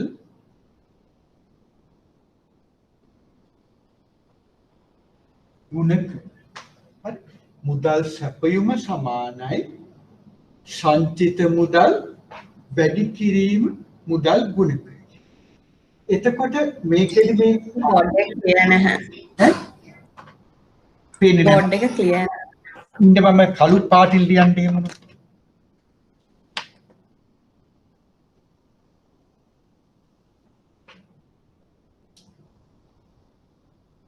MS දැන් පේනවා නේද? MS සමානයි B වැඩි කිරීම K. මේ MS කියලා කිව්වේ මුදල් සැපයුම B කියලා කිව්වේ සංචිත මුදල් බේස් month. K කියලා කිව්වේ මුදල් ගුණක. එහෙනම් මුදල් සැපයුම අපිට කියන්න පුළුවන් සංචිත මුදල් වැඩි කිරීම මුදල් ගුණක. එතකොට මේ රටේ මුදල් සැපයුම තීරණය වෙන්නේ සංචිත මුදල්. සංචිත මුදල් කියලා කියන්නේ මොකද්ද? ඔයගොල්ලෝ අහලා ඇති මහ බැංකුව විසින් සිය ආර්ථිකය වෙත නිකුත් කරලා තියෙන සමස්ත මුදල් ප්‍රමාණය. මොකද්ද? මහ බැංකුව විසින් ඒක ඔයාලා සඳහන් කරගන්න මහ බැංකුව විසින් සිය ආර්ථිකය වෙත නිකුත් කරලා තියෙන සමස්ත මුදල් ප්‍රමාණය. හරි? එහෙනම් ආර්ථිකය වෙත මුදල් නිකුත් කරනවා නැවත බැංකුව විසින් මහ බැංකුවට තැන්පත් කරනවා ආයෙ නිකුත් කරනවා ඔය විදිහට අද ගත්තොත් 2020 මේ ජුනි මාසේ 27 වෙනිදා කොච්චර මුදල් ප්‍රමාණයක් මහ බැංකුව ආර්ථිකයට නිකුත් කරලා තියෙනවා. අන්න ඒක මේක. එතකොට ඒක සමානයි කියනවා K මුදල් ගුණකයට. අපි මේ K ගැන තමයි මෙතනදී වැඩිපුර අවධානයක් යොමු කරන්නේ. එතකොට ඕනනම් මේ අපි සංචිත මුදල් ගැන මම තව පොඩ්ඩක් කිව්වොත් එහෙම සංචිත මුදල් සමාන්විත වෙන්නේ මේ ආර්ථිකයේ සංසරණය වෙන කියන්නේ ව්‍යවහාර මුදල් එහෙම නැත්නම් අපිට කියන්න පුළුවන් මහ ජනතාව සතු ව්‍යවහාර මුදල්. බැංකු සතු ව්‍යවහාර මුදල්. හරි? ඊළඟට මේ කියන වාණිජ බැංකුව විසින් මහ බැංකුවේ තැන්පත් කරලා තියෙන මුදල් ප්‍රමාණය. ඒ කියන්නේ මොනවද මේ SRR තැන්පතු සහ රාජ්‍ය නියෝජිත ආයතන විසින් මහ බැංකුවේ තැන්පත් කර ඇති මුදල්. මම නැවත කියනවා සංචිත මුදල් කියන්නේ මොකද්ද? මහ බැංකුව විසින් සිය ආර්ථිකය වෙත නිකුත් කරලා තියෙන සමස්ත මුදල් ප්‍රමාණය. හරි? ඒක සමන්විත වන්නේ මොනවයින්ද?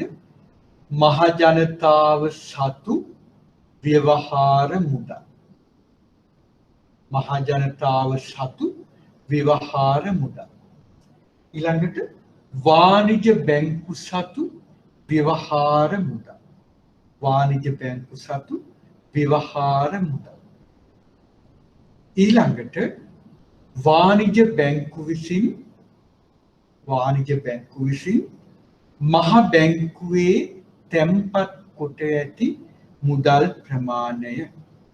වාණිජ බැංකු විසින් මහ බැංකුවේ තැන්පත් කොට ඇති මුදල් ප්‍රමාණය. ඒ කියන්නේ SRR. ඊළඟට තා සුළු ගාන 0.000 ගානක් තියෙනවා ප්‍රතිශතයක් විදිහට මොනවද? රාජ්‍ය නියෝජිත ආයතන විසින් මහ බැංකුවේ තැන්පත් කර ඇති මුදල් ප්‍රමාණය. හරි මම මෙතනට තව ටිකක් සම්බන්ධ කරනවා අනිත් හරිය පැහැදිලි කරන්න කලින් ඕගොල්ලන්ට මම ප්‍රතිමිලදී ගැනුම් සහ ප්‍රතිවිකුණුම් ගැන කතා කරපු නිසා. දැන් අපි හිතමු දැන් මම සංචිත මුදල් කියලා කිව්වේ මොකද්ද? මහ බැංකුව විසින් සිය ආර්ථිකයට නිකුත් කරලා තියෙන මුදල් ප්‍රමාණය. එහෙනම් අපි බලමු ඔන්න එකට උදාහරණයක් විදිහට මහ බැංකුව විසින් වාණිජ බැංකු පද්ධතියට ණය දීම. නිකන් හිතලා බලන්න. මහ බැංකුව විසින් වාණිජ බැංකුවට ණය දීම. මොනවයින්ද මේ ණය දෙන්නේ? බලන්න කියන්නේ ප්‍රතිමිලදී ගැනුම් තුලින්ද ප්‍රතිවිකුණුම් තුලින්ද? කවුරු හරි කියන්නේ මහ බැංකුව විසින් වාණිජ බැංකුව වලට ණය දෙනවා කියන්නේ ප්‍රතිමිලදී ගැනුම්ද ප්‍රතිවිකුණුම්ද? ප්‍රතිවිකුණුම්. මොකද්ද? ප්‍රතිවිකුණුම්. හරියට හරි ප්‍රතිවිකුණුම්. එහෙනම් ඒක එක උදාහරණයක්. අන්න B වලට මේ සංචිත මුදල් වැඩිවීමකට උදාහරණයක් තමයි මහ බැංකුව විසින් ප්‍රතිවිකුණුම් වෙන්දීසිය යටතේ වාණිජ බැංකුව වලට ණය දීම. ඊට ප්‍රතිමිලදී ගැනුම් කිව්වොත් එහෙම මොකද්ද වෙන්නේ? අඩු වෙනවා. එහෙනම් මේ සංචිත මුදල් කියන එක අඩු වැඩි වෙනවා. එහෙනම් මට කියන්න පුළුවන් උදාහරණ විදිහට මහ බැංකුව විසින් කියන්නේ වැඩි වීම වලට මහ බැංකුව විසින් වාණිජ බැංකුව වලට ණය දීම. මහ බැංකුව විසින් රජයට ණය දීම. රජයට ණය දුන්නත් ට්‍රෙසරි එකට මොකක්ද වෙන්නේ? මහ බැංකුව විසින් ණය ලබා දීම කියන්නේ වෙළඳපොලේ සංචිත මුදල් වැඩි වෙනවා. හරි. ඊළඟට වාණිජ මහ බැංකුව විසින් යම් කිසි පෞද්ගලික දේපලක් මිලට ගන්නවා. ඒත් ආර්ථිකයට මුදල් ගන්නවා. ওই විදිහට ආර්ථිකයට මුදල් ගලය. ප්‍රධාන වශයෙන් ඔයාලට මතක තියාගන්න පුළුවන් මහ බැංකුව විසින් රජයට ණය දීමයි මහ බැංකුව විසින් වාණිජ බැංකුව වලට ණය දීමයි කියන එක අපිට ගන්න පුළුවන්. ඔන්න උදාහරණ විදිහට මේ සංචිත මුදල්. එහෙනම් දැන් සංචිත මුදල් කියන්නේ මොකද්ද? මහ බැංකුව විසින් සිය ආර්ථිකයට නිකුත් කරලා තියෙන සමස්ත මුදල් ප්‍රමාණය. ඊළඟට ඒක සමන්විත වන්නේ මොනවයිද?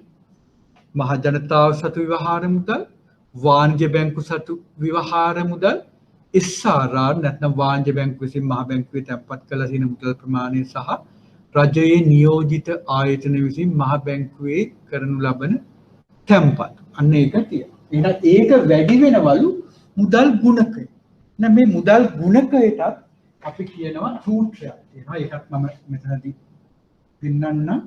මේ SRR සම්බන්ධයට මේක මම කියනවා එක ධන C. මේක මේ සූත්‍රයක් දුන්නාට ගොඩක් කොම්ප්ලිකේටඩ් එකක් නෙමෙයි. එක ධන C ධන capital R ධන simple R. එහෙනම් මොකද්ද K? මේ මුදල් ගුණකයේ සමානයි එක ධන C බෙදීම C ධන R ධන simple. හරි. එහෙනම් K කියන්නේ මුදල් ගුණකය, මේ C කියන්නේ මොකද්ද? මිනිස්සු. ඒ කියන්නේ මේ රටේ ඉන්න මිනිස්සු තමන් ළඟ තියෙන මුදල් තියෙනවා නම් ඒ මුදල් බැංකුවල තැන්පත් නොකර ළඟ තබා ගැනීමට ඇති කැමැත්ත. එහෙනම් මිනිස්සු බැංකුවල මුදල් නොදා තමන් ළඟ මුදල් තබා ගැනීමට ඇති කැමැත්තට අපි කියනවා C කියලා. එහෙනම් මේ මුදල් බැංකුවල නොදා තමන් ළඟ තියාගන්න මොකද්ද වෙන්නේ? බැංකුවලට ණය දීමේ හැකියාව අඩු වෙනවා. නේ? බැංකුවල මිනිස්සු ගිහින් දැම්මොත්නේ ඒ මුදල් පදනම් කරගෙන ණය දෙන්න පුළුවන්. එහෙනම් මේ C කියන්නේ එහෙම බැංකුවල ගිහින් මුදල් දානව නෙමෙයි, තමුන් ළඟ තියාගන්න. එහෙනම් මේ C වැඩි වෙන්න මොකද්ද වෙන්නේ? C වැඩි වුණොත් ඔන්න K අඩු වෙනවා. මම යන්නේ එතනයි. හරි. ඊළඟට ඒ කියන්නේ මේ C වැඩි වුණොත් මුදල් ගුණකේ අඩු වෙනවා. මෙන්න අපි කතා කරන්න ගිය එක. මොකද්ද මේ R කියන්නේ? SRR. එහෙනම් SRR නැත්නම් මහ බැංකුව ඒ නියම කරන ව්‍යවස්ථාපිත සංචිත අනුපාතිකය වැඩි කරද්දි මොකද්ද වෙන්නේ? බැංකුවලට ඕගොල්ලෝ ගෙනල්ලා දාන මුදල් වලින් යම් කිසි ප්‍රමාණයක් ණය නොදී මහ බැංකුවේ ගෙනල්ලා තැන්පත් කරනවා. එහෙනම් මොකද්ද වෙන්නේ? මේ ණය දීමේ හැකියාව වාණිජ බැංකුවේ අඩු වෙනවා. එහෙනම් SRR වැඩි වෙන්න ඒ කියන්නේ මේ R වැඩි වෙන්න මොකද්ද වෙන්නේ? මුදල් ගුණකය අඩු වෙනවා. අන්න ප්‍රතිලෝම සම්බන්ධයක් තියෙනවා. මිනිසු ළඟ තබා ගන්න මුදල් ප්‍රමාණය මුදල් ගුණකය අඩු වෙනවා. ඊළඟට මේ R capital R කියලා කිව්වේ SRR වැඩි කරන්න මුදල් ගුණකය අඩු වෙනවා. වාණිජ බැංකුවල ණය දීමේ හැකියාව අඩු වෙනවා. මේ simple R කියලා කියන්නේ මොකද්ද? වාණිජ බැංකු විසින්ම ණය නොදී Tamanට මේ තැන්පත් කරන මුදල් ප්‍රමාණයෙන් යම්කිසි ප්‍රමාණයක් ණය නොදී ද්‍රවශීල අවශ්‍යතා සඳහා ලාච්චුවේ තියාගන්න. මේ ණය නොදී තියාගන්න. ඒ ප්‍රමාණය වැඩි වෙන්නත් මොකද්ද වෙන්නේ? මුදල් ගුණකය අඩු වෙනවා. එහෙනම් මේ ඕනම එකක් මේවා වැඩි වුණොත් ණය ගුණකය අඩු. එහෙනම් ඒකෙන් බලාපොරොත්තු වෙන්නේ මොකද්ද? මම කිව්වා අර ප්‍රතිපත්ති පොලී අනුපාතිකයි ඉවට වෙළඳපොළ කටයුතුයි ඔයාලට කෙලින්ම මුදල් සැපයීමට සම්බන්ධ කරගන්න පුළුවන්. හේතුව පොලී අනුපාතික ඉහළ දැම්මොත් ණය ගලා යෑම අඩු වෙනවා. අනිත් පැත්තෙන් වෙළඳපොලේ ප්‍රති මිලදී ගැනුම් කරලා ද්‍රවශීලතාව අඩු කෙරුවොත් ඒත් පොලී අනුපාතික ඉහළ ගිහිලා ණය ගලා යෑම අඩු වෙනවා. මෙතනදී SRR කෙලින්ම කියනවානේ. කෙලින්ම කියනට වඩා මට ලේසි මේ මුදල් ගුණකයට සම්බන්ධය ගැන ඔයාලට කියලා මේක තහවුරු කරගන්න ඕගොල්ලන්ට පුළුවන්. එහෙනම් දැන් ඕගොල්ලෝ දන්නවා මොකද්ද අපිට අවශ්‍ය වෙන්නේ සංකෝචනාත්මක මුදල් ප්‍රතිපත්තියක් යටතේ මුදල් සැපයුම අඩු කරන්න. එහෙනම් අඩු කරන්න නම් මොකද්ද කරන්න ඕන? SRR වැඩි කරන්න. SRR වැඩි කරුවොත් මොකද්ද වෙන්නේ? මේ දෙක අතර තියෙන ප්‍රතිලෝම සම්බන්ධය උද කී අඩු. කී අඩු. එහෙනම් කී අඩු වුණොත් මුදල් සැපයුම අඩු. එහෙනම් පදනම් මුදල් සහ මුදල් ගුණකය කියන එකේ ගුණිතය තුලින් තමයි මුදල් සැපයුම ඇති වෙන්නේ. අපි SRR ඉහළ දැමීම තුලින් බලාපොරොත්තු වෙන්නේ සංකෝචනාත්මක මුදල් ප්‍රතිපත්තියක්. ඒ කියන්නේ මුදල් සැපයුම අඩු කරන. ඊළඟට SRR අඩු කිරීම තුලින් බලාපොරොත්තු වෙන්නේ මුදල් සැපයුම අඩු කරන. දැන් මහ බැංකුව මෑතකදී නේද මේ දවස් කීපයකට කලින් මොකද්ද කරේ? SRR 100 නේද 3 දක්වා අඩු කරා. පදනම් අංක 2 මේ 200කින් අඩු කරා කියන්නේ 105 තිබුණු එක 102කින් අඩු කරා 103. එහෙනම් මොකක්ද ඒකෙන් අදහස් කරන්නේ? ජනතාව ගෙනල්ලා දාන මුදල් වලින් මහ බැංකුවේ ගිහිලා දාන්න ඕන 103යි. ඉතා සුළු ප්‍රමාණයයි. 97ක් ණය දෙන්න පුළුවන්. හරි. එතකොට යන්නේ එහෙම වුණොත් මොකද්ද වෙන්නේ? බැංකු වලට තියෙන ණය දීමේ හැකියාව වැඩි වෙනවා. එහෙනම් මහ බැංකුව එකකින් අදහස් කරේ මොකද්ද? ණය දීම තව දුරටත් වැඩි කරන්න. නමුත් මෙතනදී අපි මතක තියාගන්න ඕන SRR වල තියෙන ප්‍රධාන බාධකය තමයි බැංකුවල අධිසංචිත තියෙනවා නම්. අධිසංචිත තියෙනවා කියන්නේ මොකද්ද? බැංකුවල ද්‍රවශීලතාව ගොඩක් ඉහළයි. SRR ඒ අවශ්‍යතාව තියෙනකොට ඊට වඩා කියන්නේ 105ක් අපි තියෙනකොට ඊට ඒ 105 කිව්වට ඊට වඩා විශාල ද්‍රවශීලතාවක් බැංකුවල තියෙනවා. එහෙම අවස්ථාවලදී මේක වඩා සාර්ථක එකක් වෙන්නේ නැහැ. අධි ද්‍රවශීලතාව තියෙනවා. විශේෂයෙන්ම ප්‍රසාරණාත්මක මුදල් ප්‍රතිපත්තියකට වඩා සංකෝචනාත්මක මුදල් ප්‍රතිපත්තියක් අනුගමනය කරනකොට අපි SRR ඉහළ දැම්මත් ණය ගලා යෑම අඩු කරන්න. නමුත් බැංකුවල අවශ්‍ය තරම් ද්‍රවශීලතාව තියෙනවා නම් අපේ ඒ පරමාර්ථය ඉෂ්ට වෙන්නේ නැහැ. ඒක නිසා තමයි අර වෙළඳපොළට වඩාත් හිතකාමී එකක් නෙමෙයි කියලා කියනවා. SRR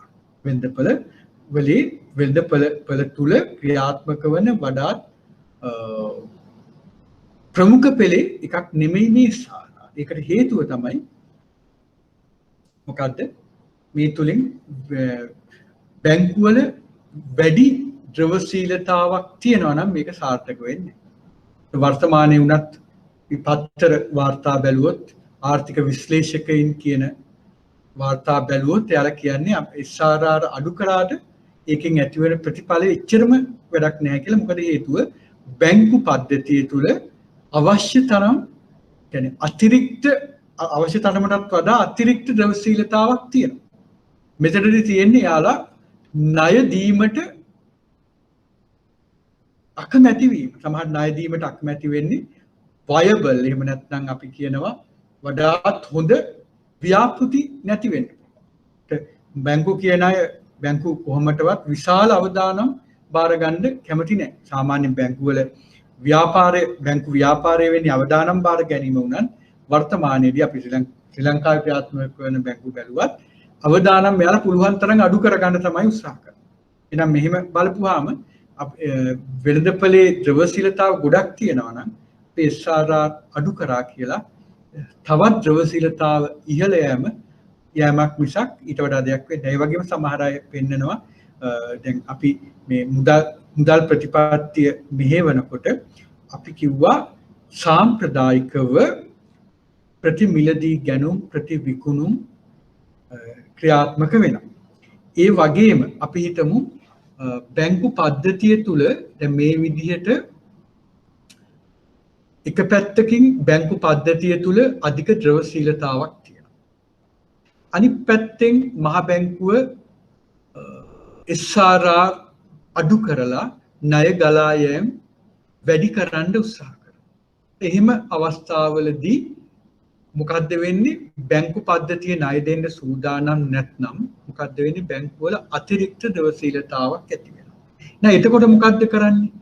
ඒ අය ඒ තමන්ගේ තියෙන අතිරික්ත ද්‍රවශීලතාව මොනවද කරනවා ඇත්තේ? එයාලා ණය දෙන්න කැමති නැත්නම් බලන්න එක්කෙනෙක් කියන්නේ තමුන් ණය දෙන්න අකමැති නම් වාණිජ්‍ය බැංකුව ඒ අවස්ථාවේ මොකද කරන්නේ?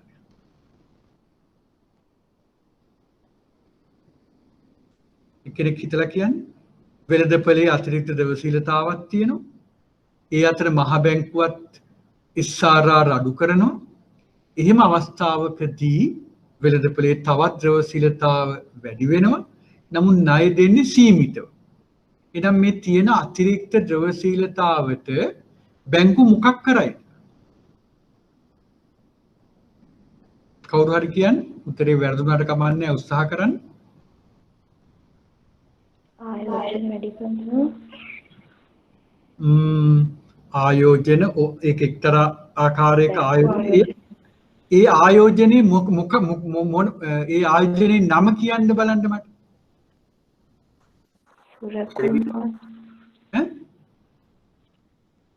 මොකද්ද? වඩා හොඳයි මේ පාඩමට අදාළව කිව්වොත් මොකද්ද කරන්නේ? නිත්‍ය තැන්පතු පහසුකම් යටතේ මහ බැංකුවේ තැන්පත් කරනවා. හරිද? නිත්‍ය තැන්පතු පහසුකම් අනුපාතිකය යටතේ මහ බැංකුවේ තැන්පත් කරනවා. එතකොට මහ බැංකුව මොකද්ද කරන්න ඕන මේ මුදල් වලට? පොලී ගෙවන්න වෙනවා. එහෙනම් මහ බැංකුවේ පිරිවැය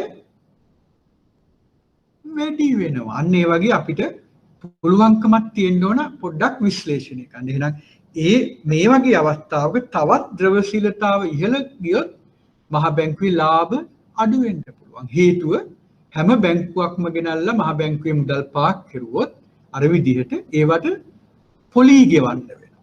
එහෙනම් මහ බැංකුවේ පිරිවැය වැඩි වෙනවා. අනිත් පැත්තෙන් මහ බැංකුවට සිද්ධ වෙයි ද්‍රවශීලතාව බල විදිහට ගොඩාක් පොලී අනුපාතික අපේ කොරිඩෝවටත් වඩා පහළ යනවා නම් පහළ සීමාවටත් වඩා ප්‍රතිමිලදී ගැනුම් වෙන්දේසි පවත්තා. එහෙනම් එතකොට සාපේක්ෂව ඉහළ පොලී අනුපාතිකයක් එතකොටත් තියෙනවා. එහෙනම් එතකොට පොලී අනුපාතික ඔස්සේ මහ බැංකුවේ පිරිවැය වැඩි වෙනවා. තේරුණාද? එහෙනම් ඕක දැන් දියුණු රටවල ලෝක 2007 ලෝක මූල්‍ය අර්බුදය ඇති වෙනකොටත් ඇමරිකාවේ විශේෂයෙන්ම සිද්ධ වුණා. එයාලා පුළුවන් තරම් ණය දෙන්න කිව්වා. ණය දීලා වරලා එයාලගේ උද්දමන අනුපාතික ඉලක්කය කියන්නේ අවදමනයක් තිබෙන උද්දමනයකට ගේන්න පුළුවන් තරම් වියදම් කරන්න ඒ වගේ කරා. නමුත් බැංකු වලින් ණය ඉල්ලුවේ නෑ කවුරුවත්. මොකද ව්‍යාපාරිකයන්ගේ එවල තිබුණේ ඇමරිකාවේ අයගේ අපේක්ෂා බංගත්වයක්. මොකද බැංකු බිඳ වැටෙනවා ඒ වගේ. ඒක නිසා යාලා ණය ගත්තේ නෑ. එතකොට මොකක්ද වුනේ? අපි ඒකට කියනවා liquidity trap කියලා. ද්‍රවශීලතා උගුල කියලා. එතකොට ඒ රටවල මුදල් ඒවල මේ තියෙන මේ අපි කියන්නේ විනිමය රෙගුලාසි අඩුයි. ඒ වගේ දේවල් නිසා ඒ මුදල් දිනු වෙමින් පවතින රටවල් වලට ගලාගෙන ආවා. කැපිටල් ෆ්ලයිට්ස් කියලා ඒ කාලේ කිව්වා. ඒතකොට ඒ රටවල අස්ථාවරතාවයන් ඇති වුණා. මොකද හේතුව ශනිකව මේ මුදල් ආවා. විනිමය අනුපාතිකය අඩු වුණා. ඊට පස්සේ ඇමරිකාව යහපත් වුණු ගමන් ආර්ථිකය හොඳ වුණු ගමන් ආපහු අර මුදල් ගියා. මැලේසියාව ඒ වගේ රටවල් වලට තායිලන්තේ ඒ වගේ නැගී එන ආර්ථිකයන්ට ඒ වගේ බලපෑම් සිද්ධ වුණා. ඒ ලික්විඩිටි ට්‍රැප් කියන එකට මම ඒක ජාත්‍යන්තර වැටි වෙන එක. ඒත් මෙතනදී කියන්නේ බැංකු විසින් ණය දීම සීමා කරනවා නම් මේ අතිරික්ත ද්‍රවශීලතාවක් පැවතීම මහ බැංකුවේ පිරිවැය වැඩි වෙන්න හේතු වෙනවා. එතන මේකට බලන්න කාට හරි පිළියමක් කියන්නේ ඉදිරියේදී මහ බැංකුව සමහර විට ගණී දැන් ඔයගොල්ලෝ මහ බැංකු කටයුතු පිළිබඳව කරන්නේ. ඒක නිසා බලන්න මහ බැංකුවට උපදේශක් විදිහට කියන්නේ එහෙනම් මේ தත්ත්වය වළක්ව ගන්න මහ බැංකුව මොකද්ද කරන්න ඕන? ගන්න පියවරක් බලන්න කියන්නේ. අපි 2008 දී වගේ ඒ වගේ පියවරයන් අරන් තියෙනවා. නිත්‍ය තැන්පත්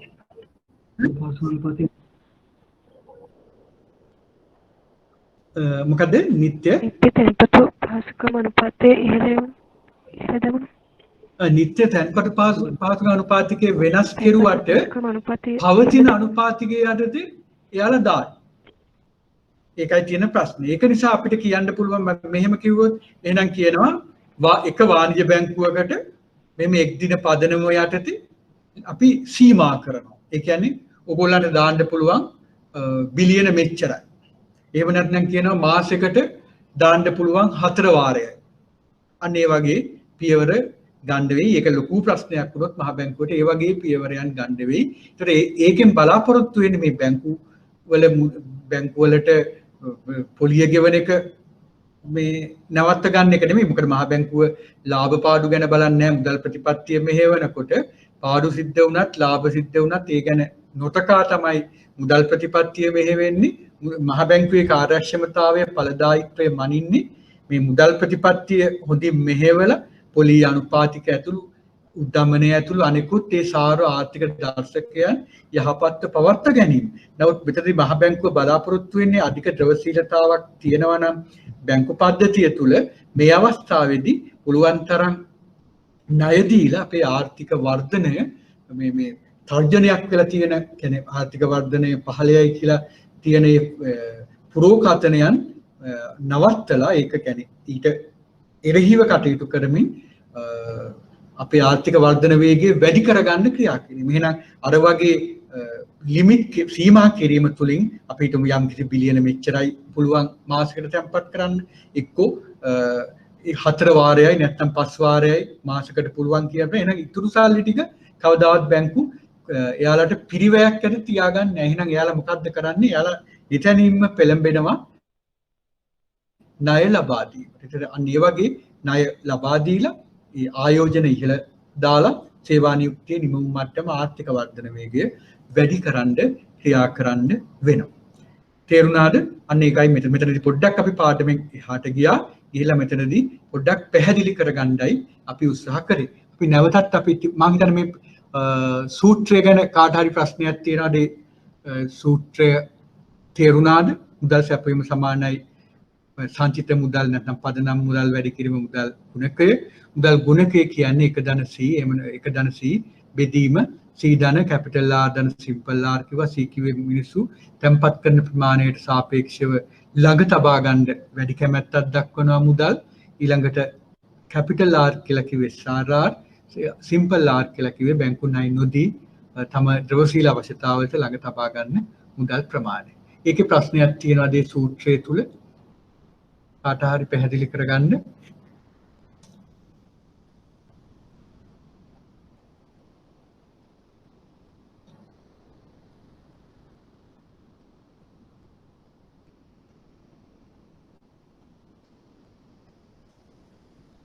ඒ කියන්නේ මම හිතන්නේ ඒක තේරුණා කියලා. එහෙනම් අපි දැන් ව්‍යවස්ථාපිත සංචිත අනුපාතිකය ගැන කතා කරමින් හිටියේ. ඒ වගේම මේ ව්‍යවස්ථාපිත සංචිත අනුපාතිකයෙන් දැන් ඔයාලට මතකයි. එහෙනම් බැහැර කරන්නේ මොනවද? වාණිජ බැංකුවල කරන තැන්පතු වලින් කවුරු හරි කිව්වොත් ලියාගත්තද? රජයේ විසින් වාණිජ බැංකුවල කරන තැන්පතු SRR වලට යටත් වන්නේ නැත. ඊළඟට අන්තර් බැංකු තැන්පතු SRR අවශ්‍යතාවයට යටත් වන්නේ නැත. ඊළඟට විදේශ විවහාර මුදල් වලින් කරන තැන්පතු වාණිජ බැංකු වල කරන තැන්පතු SRR අවශ්‍යතාවයට යටත් වන්නේ නැත. එහෙනම් යටත් වන්නේ මොකද්ද? මහ ජනතාව විසින් වාණිජ බැංකු වල කරනු ලබන තැන්පතු. ඒවා විභාගවලදී අහන ඒවා. ඒක නිසා මතක තියාගන්න ඕන. ඒ වගේම මෙතනදී තව පොඩ්ඩක් කියන්න ඕන.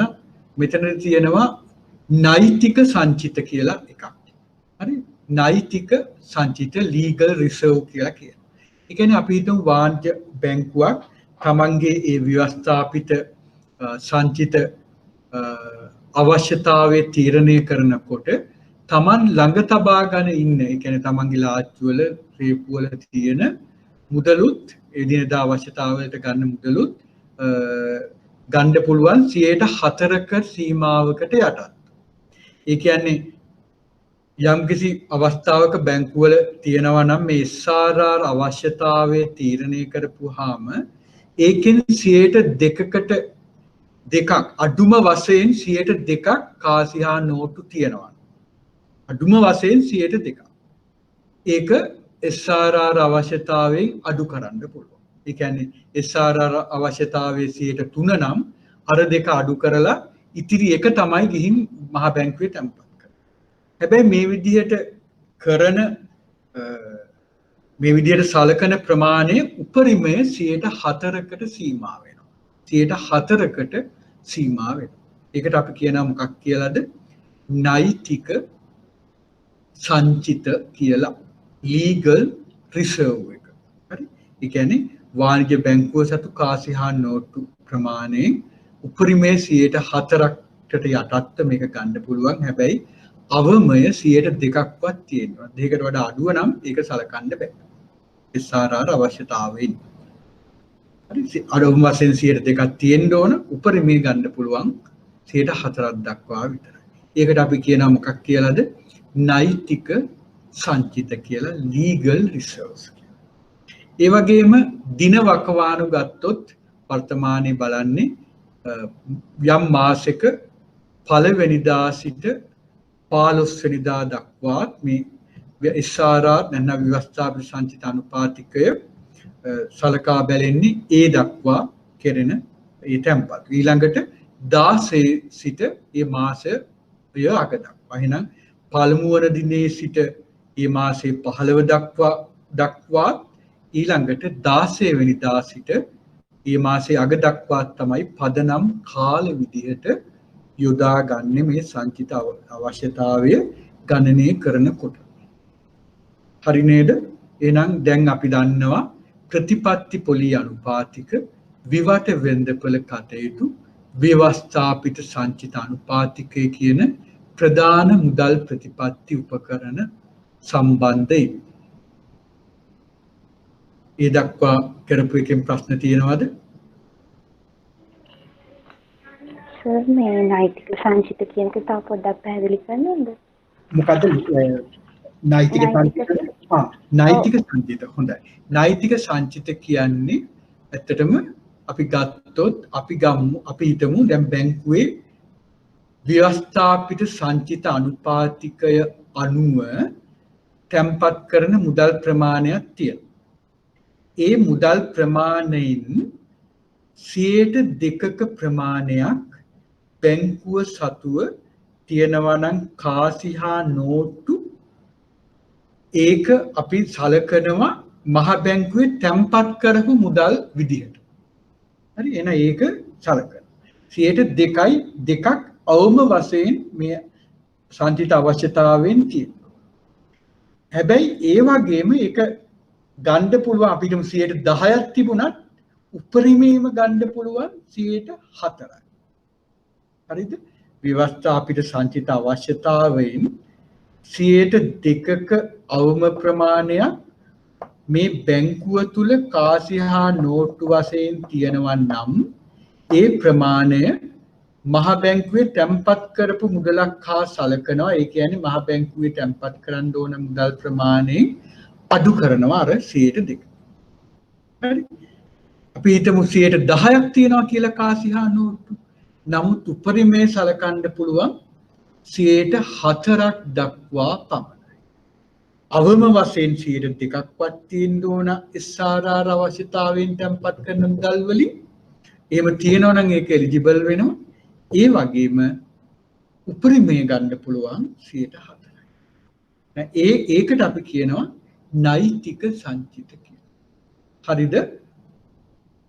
තව ඒ වගේ ප්‍රශ්න තියෙනවද? ඒ වගේ පැහැදිලි කරගන්න තියෙන තැන්? ව්‍යවස්ථාපිත සංචිත අනුපාතයේ ඉහළ යනකොට රටේ මේ සංචිත මුදල් ප්‍රමාණයට බලපෑමක් වෙනවද? ඔයාගේ ප්‍රශ්නේ සංචිත අනුපාතිකය කියන්නේ SRR වැඩි කරනකොට සංචිත මුදල් වලට බලපෑමක් වෙනවද කියලා. එහෙනම් මම මේ සූත්‍රයේ නැවත ඔයාලට පොඩ්ඩක් නැවත කියන්නේ කියපු නැති කොටසක් මම කියනවා. මම මෙහිම කිව්වොත් මුදල් සැපයුම රටේ මුදල් සැපයුම ක්‍රමවේද 3කට වෙනස් වෙන්න පුළුවන්. එකක් මුදල් ගුණකය ස්ථාවරව තිබියදී සංචිත මුදල් වැඩිවීම හෝ අඩුවීම. රටේ මුදල් කියන්නේ මුදල් ගුණකය ස්ථාවරව තිබියදී මුදල් සංචිත මුදල් අඩුවීම හෝ වැඩිවීම වුණ මුදල් සැපයුමත් අඩුවීම වැඩිවීම වෙනවා. එහෙම නැත්නම් අපිට කියන්න පුළුවන් සංචිත මුදල් ස්ථාවරව තිබියදී මුදල් ගුණකය අඩු වැඩි වුණොත් මුදල් සැපයුම ඉහළ පහළ යනවා. එහෙමත් නැත්නම් තුන්වෙනි එක මේ දෙකේම වෙනස් වීමෙන් මුදල් සැපයුම ඉහළ පහළ යනවා. එහෙනම් එහෙම කිව්වහම මොකද්ද වෙන්නේ? මුදල් ගුණකය සංචිත මුදල් වලට බලපෑම් වෙන්නේ නැහැ. ඒකදි බලපෑම් වෙන්නේ මොකේදද? මුදල් සැපයුමට. රටේ සමස්ත මුදල් සැපයුමට. හේතුව රටේ මහ බැංකුව විසින් සිය ආර්ථිකයට නිකුත් කළ තියෙන සමස්ත මුදල් ප්‍රමාණය මුදල් ගුණකයෙන් වැඩි වෙලා තමයි මුදල් සැපයුම තියෙන්නේ. දැන් අපි කිව්වොත් එහෙම මහ බැංකුව විසින් අපි කියනවා මහ බැංකුව විසින් සිය ආර්ථිකයට නිකුත් කළ තියෙන මුදල් ප්‍රමාණය නැතහොත් සංචිත මුදල් ප්‍රමාණය රුපියල් බිලියන 500යි. මම නිකන් උදාහරණයකට කියන්නේ 500යි. නමුත් රටේ මුදල් සැපයුම අපි හිතමු 1000යි කියලා කියනවා. හරි 500 නැත්නම් අපි කියමු 500යි අපි ගණන හදාගන්න ලේසි වෙන්නේ 1000යි කියලා කියනවා. නේ යම් කිසි කෙනෙක්ට එකපාර හිතෙන්න පුළුවන් මහ බැංකුව නිකුත් කරලා තියෙන්නේ බිලියන 500යි. රටේ මුදල් තියෙනවා බිලියන 1000ක්. එහෙනම් කාට හරි කියනවා එහෙනම් මේවා මේ හොරෙන් අච්චු ගහපු මුදල්ද කියලා. නෑ. මොකද්ද හේතුව? මුදල් ගුණකයෙන් වැඩි වෙලා. මුදල් ගුණකය එකකින් අදහස් කරන්නේ දෙකයි. හේතුව ඔන්න දැන් මම මෙතන ලිව්වොත්